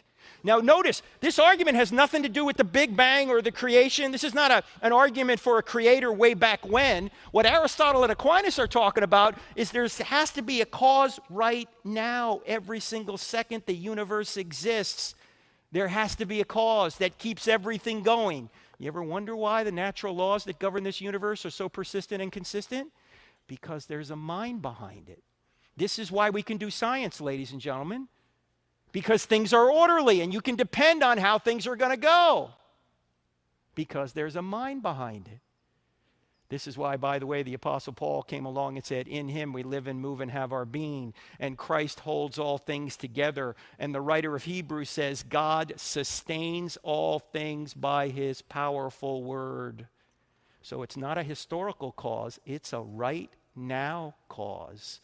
God's power is present to this reality, holding it all together and directing it toward an end. In fact, God is to the universe what a band is to music. If a band were up here playing music, the band would be creating and sustaining the music. What would happen to the music the second the band stopped playing? Music would be over. So God just doesn't create and then leaves the universe. God creates and sustains the universe. In fact, he does three things. He creates, he sustains, and sometimes he intervenes in miracles to get our attention.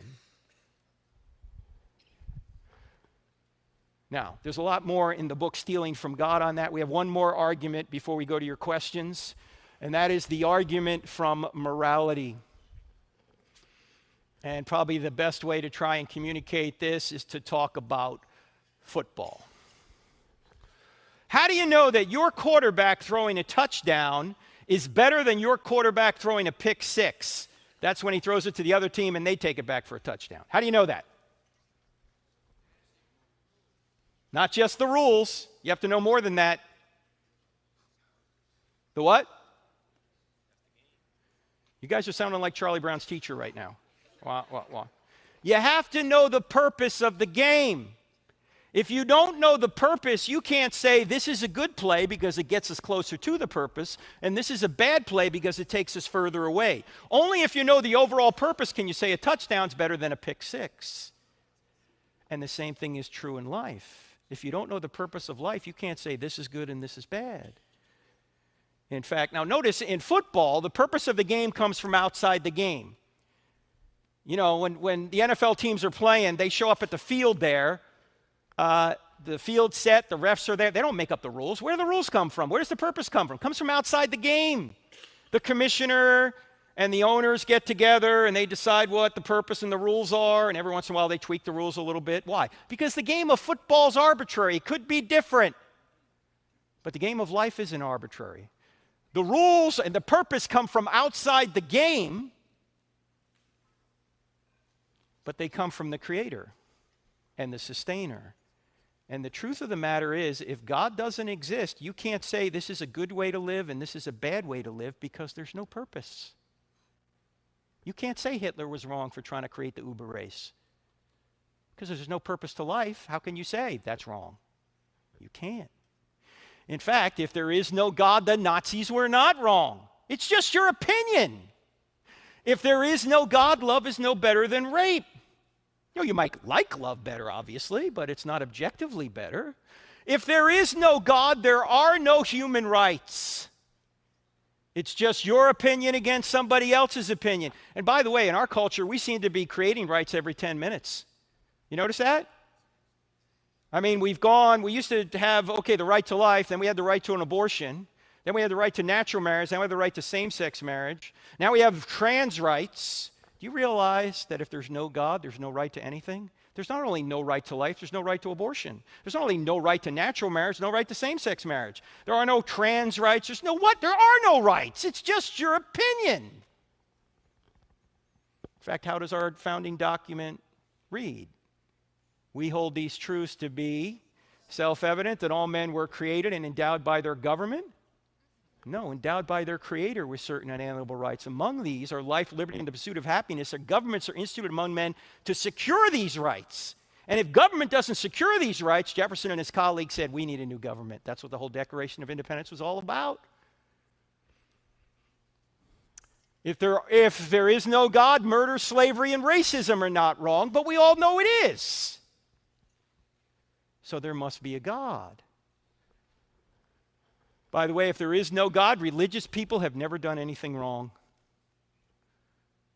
No. In fact, what do if you're a Christian in here, what do people most often claim is wrong with you? You're a hypocrite, right? Next time somebody says that to you, you might want to say, what's wrong with hypocrisy?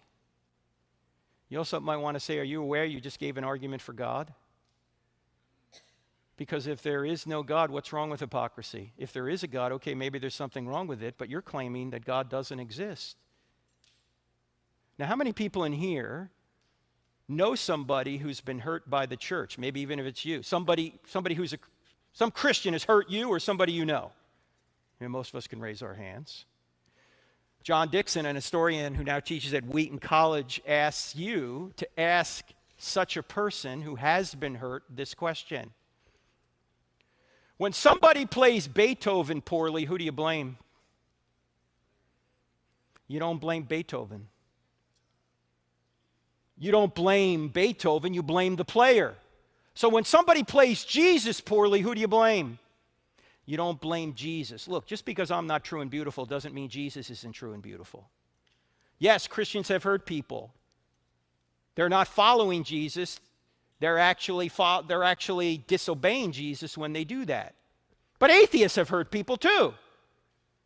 Probably many more than Christians, as atheists killed millions of people in the last century. But that doesn't show that atheism's true or Christianity's false or vice versa. Newsflash, ladies and gentlemen, Christianity is not Christians. Christianity is Jesus. Keep your eyes on Jesus. In fact, if we never did anything wrong, we wouldn't even need Jesus, would we? We wouldn't need a Savior. So always ask people, when somebody plays Beethoven poorly, who do you blame? In fact, I had a couple of debates many years ago with Christopher Hitchens. How many know who Christopher Hitchens was? Christopher Hitchens was a brilliant British atheist who sounded more brilliant than he was because he had a British accent. And you can see these debates on our YouTube channel. Of course, Christopher wrote the book, God is Not Great, How Religion Poisons Everything. Notice the word poisons here. It's a fun way of saying religion's evil. But unless God exists, nothing's evil. Not because God is doing evil, but because he's the standard of good by which we'd even know what evil was, as I'll explain here in a minute. And by the way, religion doesn't poison everything. Everything poisons religion. I poison religion because I don't live up to the pure words of Christ. But if I did, I wouldn't need them. In fact, I said to Christopher in our second debate, and that picture's from the debate at the College of New Jersey, I said, Christopher, I'm a hypocrite. I can't live up to what Jesus told me to live up to. But if I could, I wouldn't need him. And when people say I can't go to church because there's too many hypocrites down there, I always say, come on down, pal. We got room for one more. You see, the church is a hospital for sinners, not a country club for saints. It would be like saying I can't go to the gym because there's too many people down there who are out of shape. Well, that's why they're going to the gym.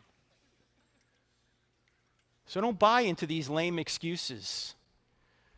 And by the way, tolerance is no better than intolerance if there is no God. By the way, are Christians commanded to be tolerant? Watch how you answer. No, tolerance is too weak. Tolerance says hold your nose and put up with them. Love says reach out and help them. And you can't tolerate when people do evil. That wouldn't be loving. You know, in our culture, we think love means approval. Love does not mean approval. How many parents do we have in here? There are some parents in here? All right, how many former children do we have in here?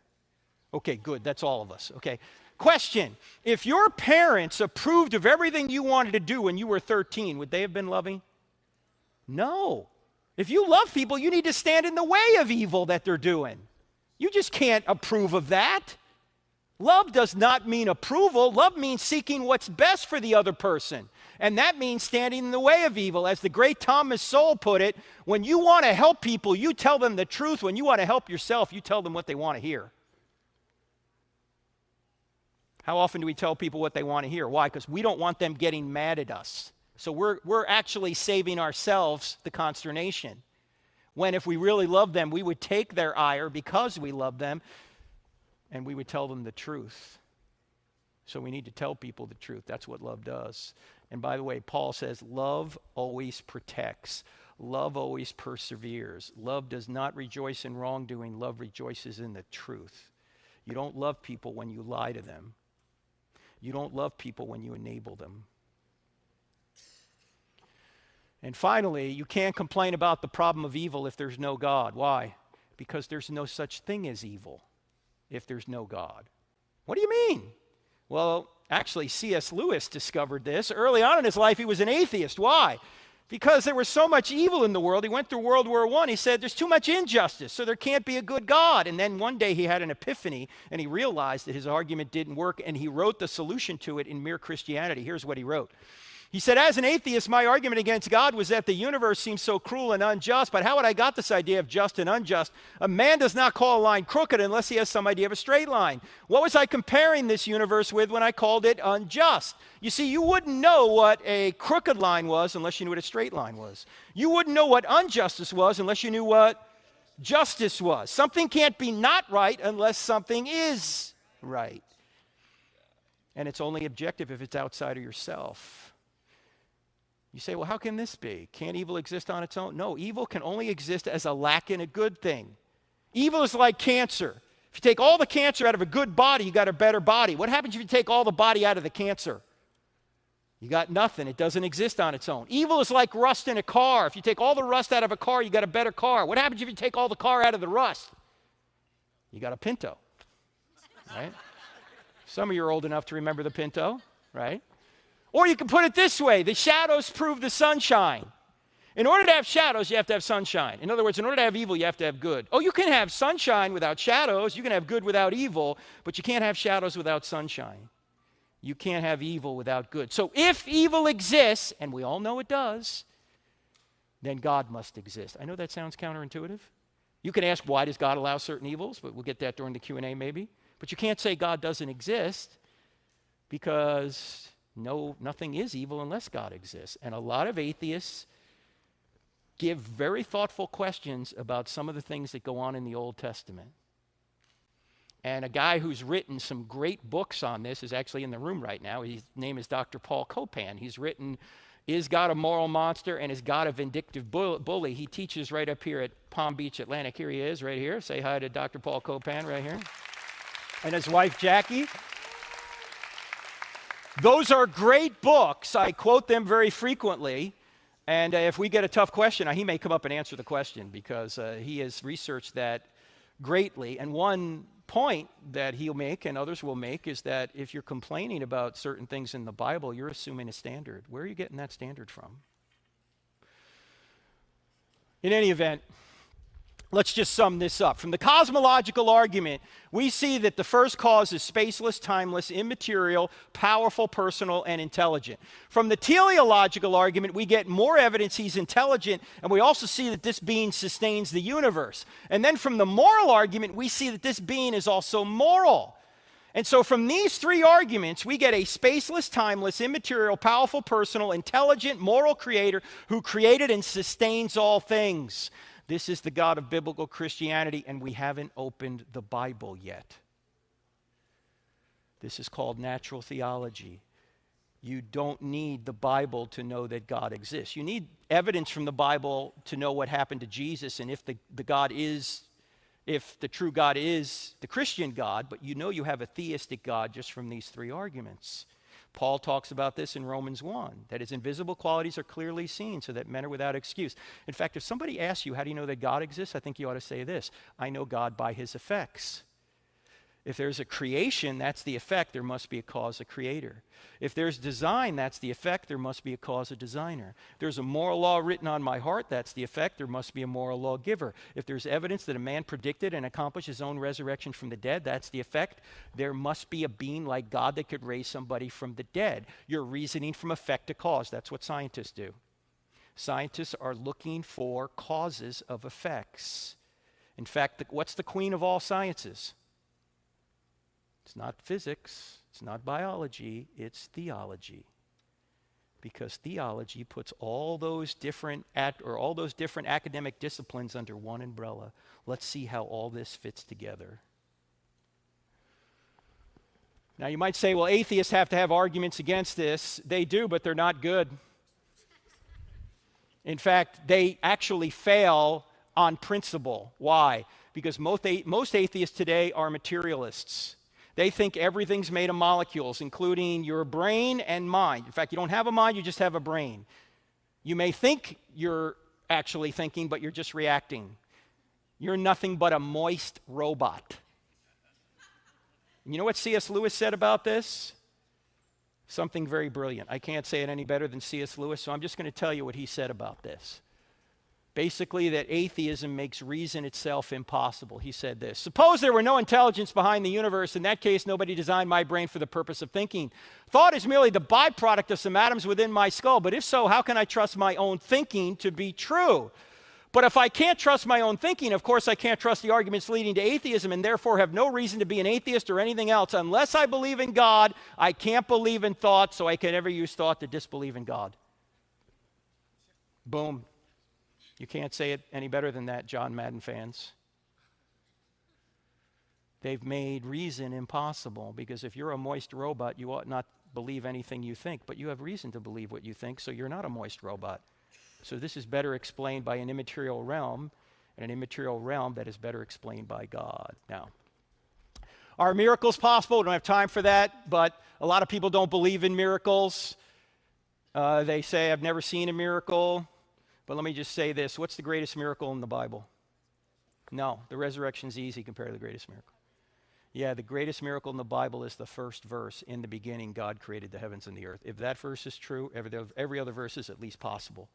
If God can create the whole universe out of nothing, can he raise Jesus from the dead inside the universe? Of course he can. And the interesting thing is, even atheists are admitting the evidence for the first verse. In the beginning, there was a beginning. Almost everyone now believes that the universe and time itself had a beginning at the Big Bang. All right. I've got a few books back there, and I want to point out that all the proceeds from the sale of the books will go to feed needy children. Mine. Okay? Just so you know. We've got I Don't Have Enough Faith to Be an Atheist there. We've got a 12-part DVD series. It's over 7 hours long that kind of goes with it. And a brand new book my son and I just wrote. If you love movies, you're going to like this book. Why? Because we've noticed that the top movie franchises of the last 40 or 50 years are all stolen from the greatest story ever told.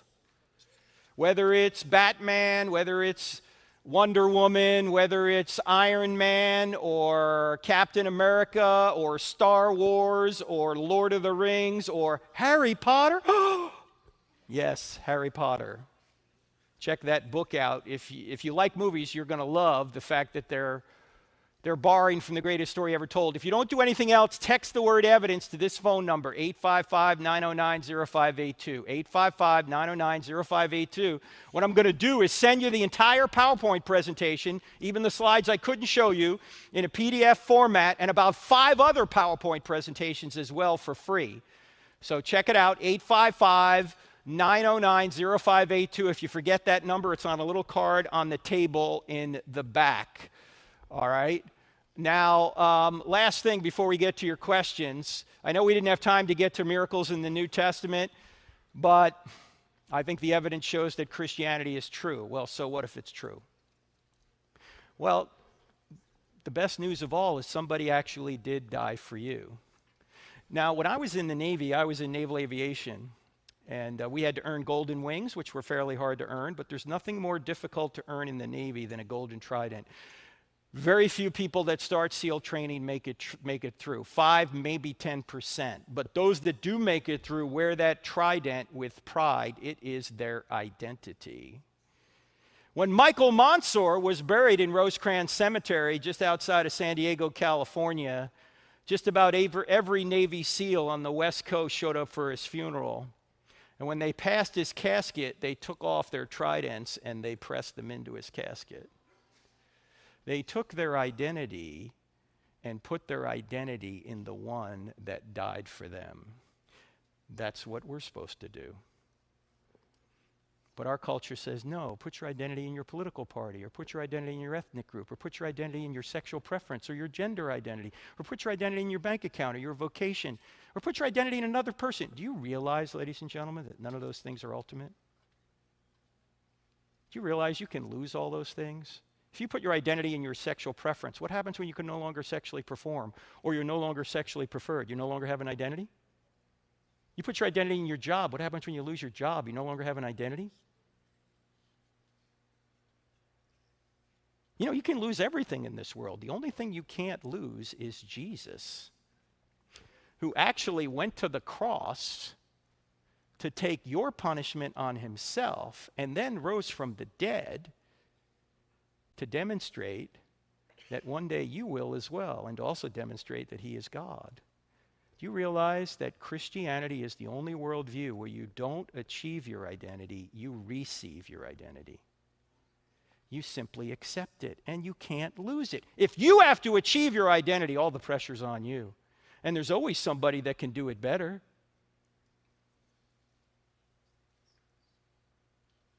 No, your identity is secure and it's eternal by simply repenting and accepting what Christ has done. Then you have an identity that can't be taken away, and that is eternal, based on your Creator. If you've never done that, why haven't you done it? It's free.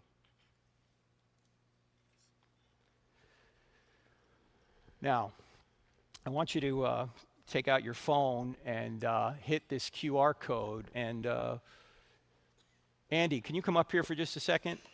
Because this will help you follow up on what we talked about here tonight. Andy, can you come up to the microphone? Is Andy in here? He should be in here somewhere. If not, John, you can come up. I just want you guys to explain, if they want to join Cru, where do they go to join Cru? And here comes John right here. And when do you guys meet, and what kind of stuff do you do? Because I don't want this just to be an event where, okay, you've got some evidence that Christianity might be true. I want you to be able to go further than that if you're a student here and want to. It's actually right down here, John, if you don't want to go down to that microphone right there. So I'll just stall while you're walking. So one atom said to another atom, I just lost an electron. And the first said to the second, are you sure? And the first said, I'm positive. It's my science joke, ladies and gentlemen. All right, go ahead. A ministry called Cru. There's a couple other gospel-centered ministries on campus as well, RUF, Baptist Collegiate Ministry, BCM. But would really encourage you, if you're a student, if you're a Christian who's looking to grow in their faith, grow in the ability to not only to defend their faith, but to avoid hypocrisy and live out the Christian faith, would really encourage you to get involved with one of those gospel-centered communities on campus. And whether you're a student or not a student, there's a lot of great local churches in the area. If you have questions about any of those things, would really encourage you to scan that QR code. Specifically for Cru, we meet Tuesday nights at 7. This was in place of what we normally do for our large group meetings, but we meet Tuesday nights at 7 in General North 101. But yeah, if Cru isn't the thing for you, RUF, BCM, tons of great local churches. We just want you to be involved in a place where you can engage in genuine community, pursue truth, experience love. So, thank you so much. John. All right. All right, very good. All right, the mic is open. Anybody have a question? And since no one likes to ask the first question, we're moving right on to the second question. Second question right here, and if one person would start, then other people can line up behind him or her, and we'll get going. So any question on anything we talked about, or if you want to talk about you want to talk about why he's got a moral monster, we have the Dr. Copan here. So, all right, so yes. My question. What's your name? I'm Brandon. Brandon, go ahead, sir. And I have this best friend who's this devoted Muslim. Uh-huh. And we always talk about the biggest truth in the Bible, that Jesus died, rose again. And he claims that those parts of the Bible are false and that he just ascended from the earth into the heavens. How would you prove that part of the Quran incorrect and why the Bible is correct? Prove what part of the Quran now? That, because they say that Jesus didn't get crucified and rose again. Yeah, Surah 4, verse 157 says he was not crucified, he was taken straight to heaven. Now, out of all scholars in the world, the only scholars who reject that Jesus was crucified are the Muslims. The Jews believe he was crucified. The Christians believe he was crucified. The atheists believe he was crucified. In fact, Bart Ehrman, who's like one of the top atheistic New Testament critics, says there's virtually nothing more sure from antiquity than Jesus of Nazareth was crucified. So it would be the Muslim who would have the burden of proof to tell us why the eyewitnesses that the New Testament has were wrong and why all the other scholars who aren't even Christians agree Jesus was crucified. Okay, thank you. All right, good question. By the way, Brandon and others, when somebody says something, it's not your job to refute what they say, it's their job to support what they say. So you should be asking questions like, what do you mean by that, and how did you come to that conclusion? What evidence do you have for that position, okay? Yes, sir, what's your name? Lucas. Lucas, go ahead, Blessings. sir. So my church and I, we do a lot of street evangelism, and a question that's brought up a lot is, how do we respond to people when we use God's law to show them that we have fallen short of the glory of God, yet the word, when we read in the word, God, kills people and nations, including men, women, and children. So how do we show that God is good? We bring up the moral law, but then, when we read in God's word, he wipes out nations, including men, women, and children. Okay, this is a perfect opportunity for Dr. Paul Copan to answer the question right here. Would you mind, Paul? Here he is, right here. This is Dr. Copan from Palm Beach Atlantic University. He's written the book, Is God a Moral Monster and Is God a Vindictive Bully? Go ahead, sir. Yeah, thanks for the opportunity, Frank. Thanks for a great presentation as well. Yes, sir. One of the things that I argue in the book, Is God a Moral Monster and Is God a Vindictive Bully, is that in the ancient Near East, they had what's called a kind of trash talk, where you used hyperbole, just like we will in our sports imagery, where we totally annihilated those guys, we totally destroyed them. That's the kind of language that was used in the ancient Near East, where you have, it'll mention man, woman, young and old. Well, what's going on? Well, typically these wars were with combatants rather than non-combatants. I was talking with Frank earlier at dinner, and I gave him an example where in Deuteronomy, which really ramps up that language, it uses a lot of rhetoric, war-type rhetoric, totally annihilated those guys. What you see is, in Numbers 21, for example, you have these two kings, these two Amorite kings, who are fighting. The king, his sons, his army, they're fighting against the Israelites because the Israelites want to pass through peacefully, and they're not allowed. So it says that the Israelites defeated them, and so it was a great victory. Well, you read later on in Deuteronomy, chapters 2 and 3, which recounts that battle, which is just between combatants, but it throws in that language of man, woman, young and old for rhetorical purposes, is that ancient Near Eastern trash talk. And you look at the book of Joshua, you see that we left no survivors in this particular city. A couple of chapters later, those people are in that city. So you'll have that kind of language that is being used. Another one is, another key text is 1 Samuel chapter 15, the text of the Amalekites. Saul was told, man, woman, young and old, and so forth. Well, in 1 Samuel 15:5, it talks about this city of Amalek where a war was going to be taking place. And Saul sends word to his friends, the Kenites, who are at that citadel city, and he says, our issue isn't with you, it's with the Amalekites. Well, is there going to be a non-combatant there? No, they're preparing for battle. So in this city of Amalek, they're not going to have men, women, young and old, kind of all civilians there. No, it's going to be with it's going to be with combatants. So it says Saul, quote, utterly destroyed. And again, there's a question about how to use that term, how to translate that term. Sometimes it just means a victory was won, but we're not told about the actual result. Sometimes it just means exile. In Jeremiah 25:9 through 11, it says that God is threatening, he says, to Judah, this nation of his, the southern kingdom, he says, I'm going to utterly destroy, again, however we translate that term, utterly destroy you and leave your cities in everlasting desolation. Well, the everlasting desolation would only last for 70 years. And the nation of Judah was not utterly destroyed. It just went into exile and eventually would come back. With the same sort of language with 1 Samuel 15, the Amalekites. The narrator says Saul, quote, utterly destroyed the Amalekites. Well, what happened? Well, we read later on that, at the end of the book of 1 Samuel, that same book, David is fighting against the Amalekites. There are clearly a lot of Amalekites around. And so there are a lot of rhetorical devices that are being used in these narratives that's part of that ancient Near Eastern trash talk.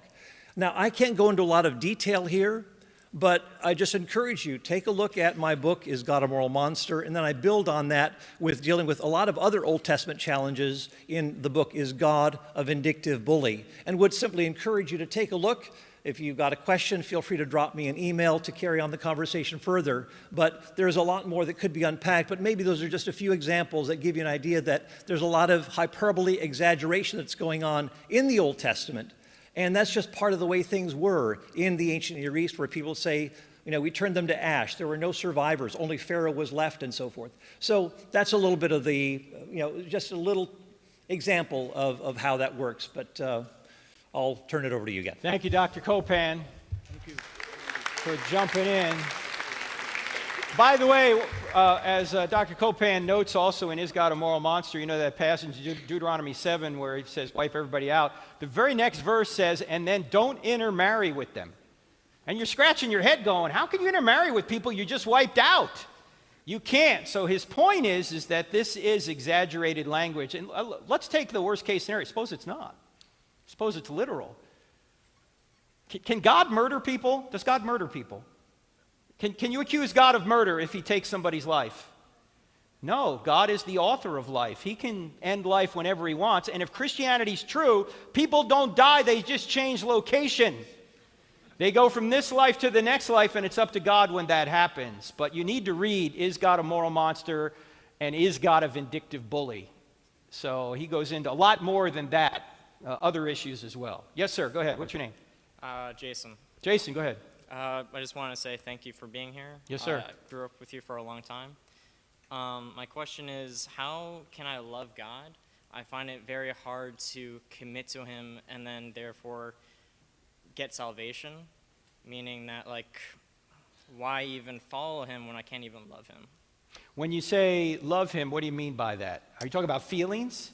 Get yeah. a little closer to the mic if you could, Jason. Yes. I guess I'm saying that as well as, that is a relationship, and also wanting to do the things that Jesus wants to do. And I'm looking at it more as if you volunteer, that's just a work. That's not really a connection. And I guess my question is it's how do you love your job? That's... Well, Jesus says to love God in spirit and in truth, but he doesn't talk much about feelings. Look, I'm not a real feeling-oriented person myself, so I don't have many warm fuzzies, if you will, about this kind of thing. But I think one way you can do it is to meditate on what Christ actually did for you and for everybody by literally going to the cross and taking all that punishment on himself. I don't know, have you ever seen the movie The Passion? Yes. Okay, did that move you emotionally at all? Back in the day. Back in the day. You may want to revisit that, but even if you're not moved emotionally, you can love people by making a decision, and you can love God by making a decision to follow him, even when you don't feel like it. In fact, love is not a feeling. Love is a decision to seek what's best for the other person. When it comes to God, love is honoring God because he is worthy of honor. And when we honor God, we actually benefit from it. I know this is going to sound like an odd thought, but do you realize that you can't add to God by loving him and you can't subtract from him by hating him? He's an infinite being. We're the ones that get the benefit of loving him and the detriment of hating him. So it might behoove you to, if you want to generate more thoughts and feelings about what God has done for you, to go to the Psalms, to read the accounts of Jesus, and to also maybe look at the Passion as well. But don't be concerned that feelings don't flutter up in you all the time, because that's not really what love is. And it's not love when it comes to humanity either. When you stand before the marriage altar and you pledge to the other person that you're going to love that other person till death do you part, you're not pledging that you're going to feel a certain way for the next 50 years. You can't do that. It'd be like saying, well, I'll never be angry again, I'll never be hungry again, I'll never be agitated again. You can't promise feelings. All you can promise is action. That's all you can do. And if feelings were required for love, how could you love your enemies? You don't have positive feelings for your enemies. So I understand where you're coming from, Jason, because there are times when I'm like, yeah, I don't have the feelings either. But when you don't have the feelings, you still persist by seeking to follow God, even when the feelings aren't there. Thank you. All right, great question. Yes, sir. What's your name? Hello, my name's also Jason. Oh, Jason. Go ahead. So I'll make it quick. So speaking about in the beginning of Genesis, how do we know that it is not exaggerated as well, that it's real? And on the flip side of that, what does Jesus say about Genesis, like Adam and Eve? Is it a parable, or did he make them as if Adam it's and Eve? actually Well, real? it appears that Jesus refers to Adam and Eve as literal human beings that were created from the dust.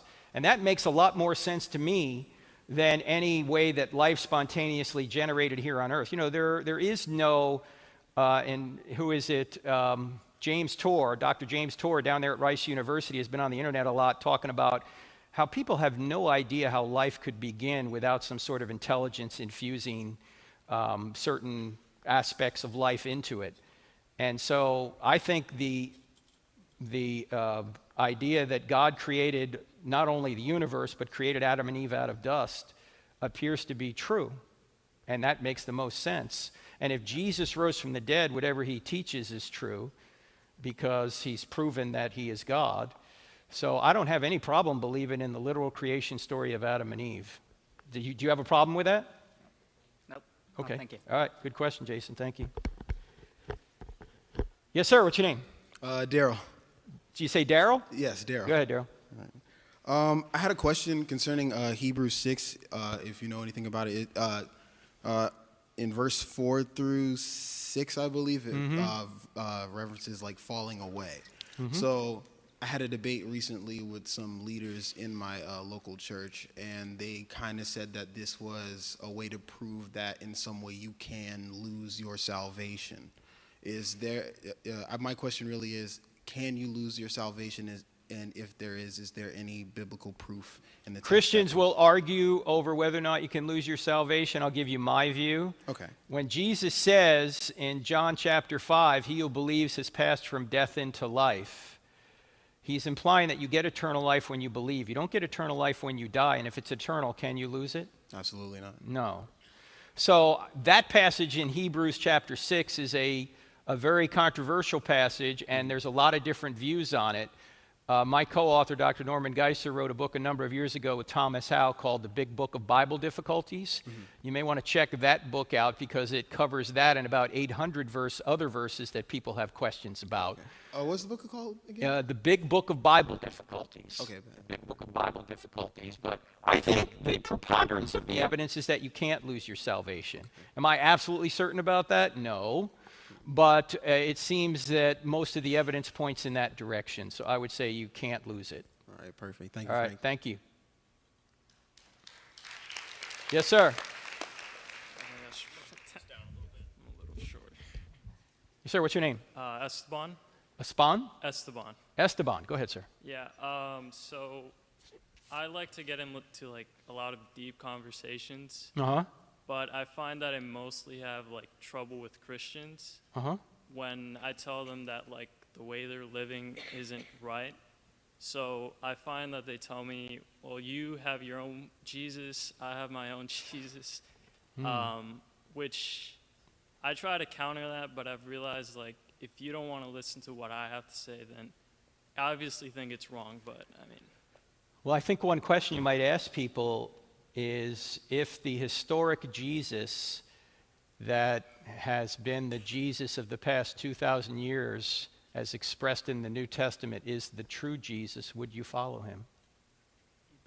And if the answer is no, or the person hesitates, their authority is themselves, not God.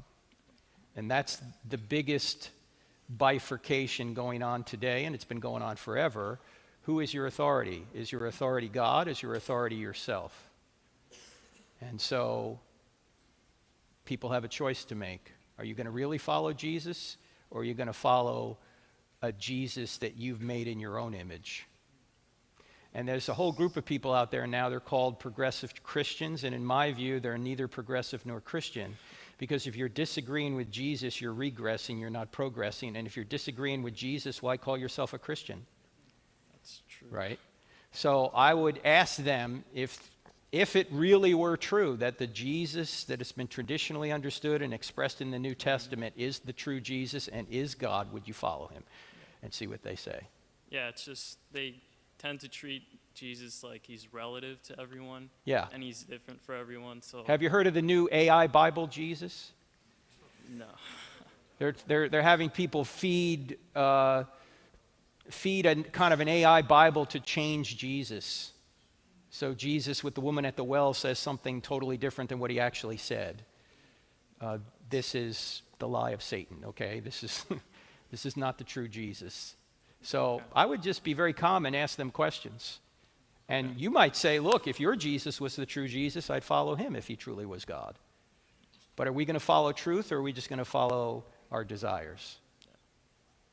That's pretty Right? fair. Thank you. Thanks. Great question. Yes, ma'am. Hi, what's your name? Ashley. Ashley, go ahead, ma'am. I just wanted to make sure that this very famous question got asked, and it is, why do bad things happen to innocent people? Okay, that is a wonderful question, and it's been a perennial question. And when you say innocent, what do you mean?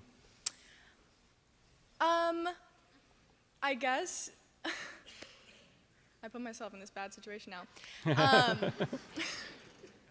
No, Is this evil for me asking you questions? Is it evil when I I'm ask not you? testing you, okay? Okay, all right. brother, sister. All right. No, I just hear it get asked a lot, and I wanted to make sure, because I'm sure, there's some people in the audience that are questioning. Yeah, no, I get it. From the Christian worldview, nobody's completely innocent. Right. Actually, there is someone who's completely innocent, Right. and he got the worst of all treatment. Who is that? Jesus himself, okay? So the question presupposes a number of things. First of all, it presupposes that God has somehow promised us to experience no evil. Do you know, does the Bible promise that we'll experience no evil? No, it actually says the opposite. Anyone who lives a faithful life in Christ Jesus will be persecuted. And Jesus said, in this world you will have trouble, but take heart, I've overcome the world. And if they persecuted me, they're going to persecute you. So we should expect that we're going to experience pain and suffering. Right. Jesus himself did. Secondly, none of us are innocent. And thirdly, we have to ask ourselves the question, might some good come out of evil, even good that we might not understand? And that is the one idea that I researched quite a bit, because I had the same problem you have. Why do people who appear to be following the Lord get horrible treatment when maybe certain atheists don't? How does that fare? And there are certain evil things that occur, and they're inexplicable. Like, for example, those of you who are Christians, if you go to church, you might have a baby get sick in church, and the entire church prays that the baby would recover, and the baby dies. And you go, thanks, God. What, are you even there? Why are we praying? It doesn't. Why didn't you? But easy to heal the baby. Why didn't you do it? But because I don't understand why God allowed the baby to die, does that mean God doesn't have a reason for that? No. See, I'm inside of time. I can't see the end from the beginning. God is outside of time. He can see the end from the beginning. And there's something known as the ripple effect. And this is the idea that I learned, I think probably from Dr. William Lane Craig, that the ripple effect has helped me make peace with evil I can't understand. That maybe a baby dying today ripples forward, the event ripples forward to affect trillions of other events that are partially responsible for bringing forth a great evangelist 500 years from now who saves millions of people. Can I trace all those ripples? No, I can't, but God can. In fact, you even see the ripple effect in the Bible. Certainly it's with Jesus, but also with Joseph in the Old Testament. Remember Joseph? He's sold into slavery by his brothers to Egypt, and he's treated horribly there, but then he rises to prominence. He puts a lot of grain aside. The very family that sold him into slavery come from Israel to Egypt to escape the famine, and Joseph recognizes them, and when he sees them, what does he say? You dirty rats, you're going to pay for what you did to me now. No. What does he say? What you meant for evil, God meant for good, the saving of many lives. That's good.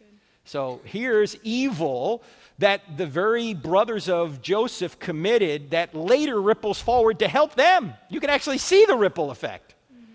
So when we can't understand why there's inexplicable evil, that doesn't mean God doesn't have a reason. In fact, he does. Now, there's books written on this. I have a chapter in the book Stealing from God that gets into this in more detail if you want to go further. Paul, what other books might you recommend on this? Any that come to mind on the question of evil? Yeah, I mean, I touch on it I have 4 chapters in my book, Loving Wisdom, on the problem of evil. Dr. Paul Copan, the book Loving Wisdom, has 4 chapters on it, so you might want to check that out. Okay, great. All right, Thank you. Appreciate it, Ashley. Yes, sir. What's your name? Robbie. Robbie, go ahead, sir. So how do we actually know there's nothing inherently wrong with anything? And that the way we'd actually define morality is the lessening of pain and suffering and not God. Are you asking a question of how do we know, or why is something right or wrong? Which question are you? I guess, a part of the morality argument, which I'm a huge fan of, is God defines morality and things are inherently wrong. But how do we know that pain and suffering isn't, the lessening of pain and suffering is what defines that? Well, it doesn't, because sometimes pain and suffering is a good thing. Like, for example, you might take your little boy to the dentist. He hates you for it, but it's a good thing. You're putting him through pain and suffering for a greater good. So sometimes pain and suffering actually results in good. And there are 2 questions here. One question in philosophy we call the ontological question, and that is, what is this standard of good that we're obligated to obey? And does that even exist? And the second question is epistemology. How do we know that thing actually exists? And I think a lot of times when people ask questions about this, they confuse those two. I had a debate with Michael Shermer on what better explains morality, God or science. Of course, I was saying God, he was trying to say science, and I kept asking him the question about, I'm not talking about how you know something's right or wrong. I'm saying, how do you explain this standard of goodness that we're obligated to obey if there is no God? And of course, he didn't have an answer because there isn't one. So how might we know right or wrong? We might know it from the law written on our hearts. We may know it because we're taught by our parents or our society.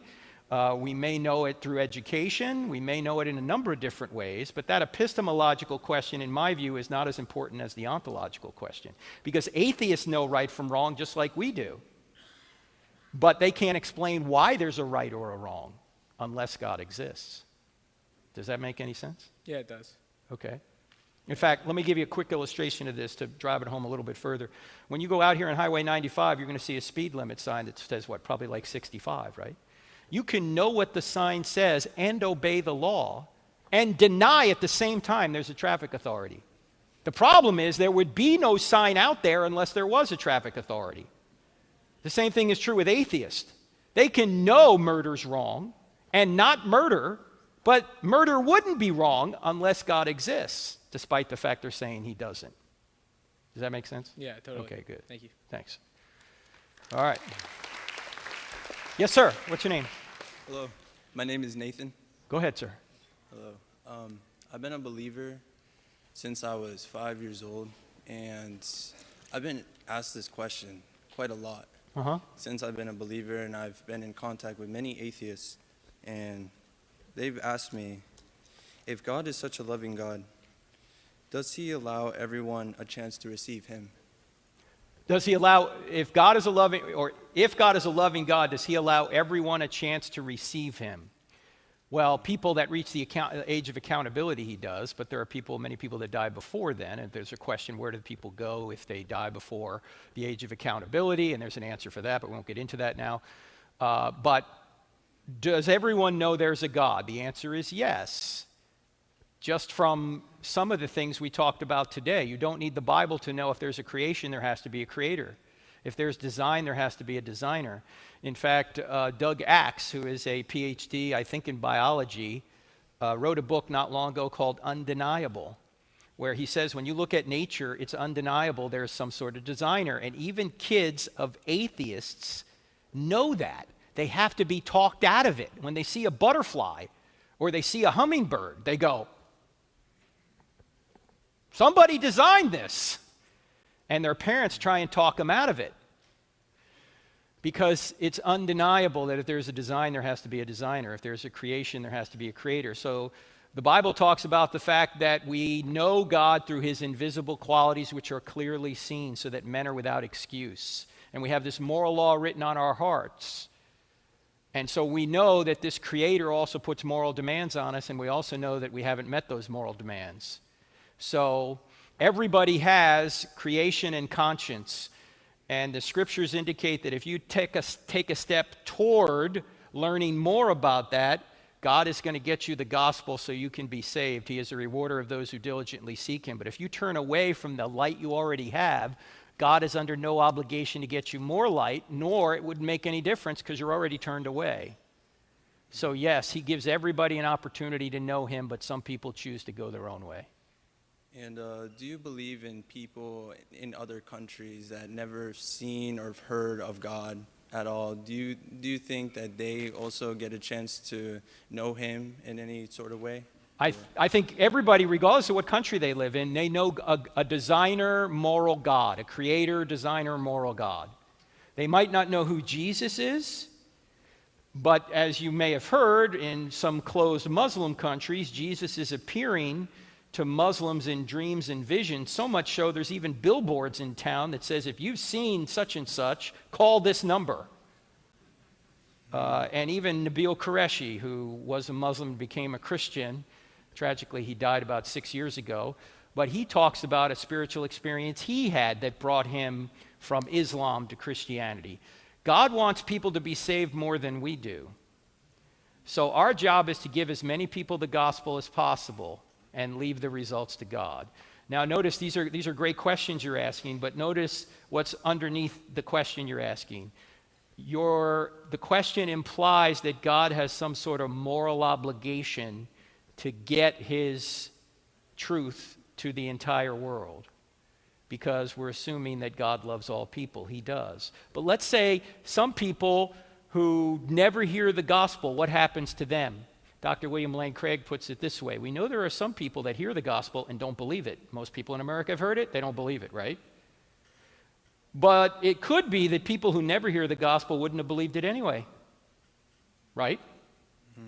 In fact, this is what Paul talks about or implies when he's in Acts 17, when he's speaking to the pagan philosophers there on Mars Hill. He says, God has appointed the times and seasons when people should live, and the exact places where people should live, so that people will find him and reach out to him, though he's not far from every one of us. God has so ordained the world that it could be that those that don't hear the gospel wouldn't have believed it anyway. In the end, nobody can accuse God of being unjust. Why? Because he's the standard of justice. So nobody in the end is going to go, God, if I only got more information, I'd have believed. No, you wouldn't. Thank you. Thanks. Yeah. Oh, I'm sorry. We got a big line, but we only have time for one more question because we've been told they need the. I thought we had till 9:30. What happened? All right, John. Is that true? Is it? Do we have till 9:30 or not? Oh, we were told 9:30 before we started. Okay, go ahead. Well, this will be it. Sorry, guys. We'll see you at the book table. What do you say to someone that picks and chooses what parts of scriptures are true? Which parts of scripture are true? Yeah, so let's say someone says this part of the Bible is true, but this part is not. What do you say to them? I would ask them why they think that part of the Bible isn't true. By what standard are you claiming it's not true? What evidence do you have it's not? Are there any specifics here? Yeah, what if someone says the book of Matthew is true, but the book of John is not true? Well, the book of Matthew and the book of John overlap in some areas, so why would you say that which is true and which isn't? You see, again, when people say things and make claims, they have to support what they say. You don't have to refute what they say, so I'd be asking, why are you saying that? What evidence do you have to say this isn't true? Generally, when we look at an ancient document, we give the ancient document the benefit of the doubt, unless we know it's willful fiction, right? And there wasn't at that time a genre known as an historical novel, okay? That's a more modern invention. But when we're reading what we read in the New Testament documents, and there's a lot of evidence, eyewitness evidence, and eyewitness details that only an eyewitness would know in those documents, we should give the benefit of the doubt to the text unless we have some reason to say what's in there isn't true. So I would ask, what reason do you have to say that this isn't true? Because there's miracles in it? Well, now that's an anti-supernatural bias. The greatest miracle you're living in, a universe. So miracles are certainly possible. You just can't rule them out in advance. So I would try and figure out what the specifics were and ask that person to give me some evidence as to why they think a certain passage of Scripture is false. Does that make sense? Yeah, thank you. All right. Yeah, and Dr. Copan has one word to say on that. Go ahead, sir. Not on that, but I just want to say, for those of you who still have lingering questions, at the end of October, 27th and 28th, at Palm Beach Atlantic University, there will be an apologetics conference. So just look up PBA Apologetics, and it will have 16 different sessions, 4 leading speakers. Michael Ward, C.S. Lewis scholar from Oxford, is going to be one of the main speakers. So come and join us just up the road in West Palm Beach at Palm Beach Atlantic University. PBA Apologetics. Thanks very much. PBA Apologetics, ladies and gentlemen. That's October 27th and 28th, right up the road. So thank you all for being here. Next Monday night, we'll be at Fresno State University, Lord willing, for those of you watching out there. It will also be live streamed. It'll be 10 p.m. here on the East Coast. So if you want to see more of that, more of this, you can. And thanks for all being here. Thanks, Owls. Thanks for everybody watching out there. We'll see you next time.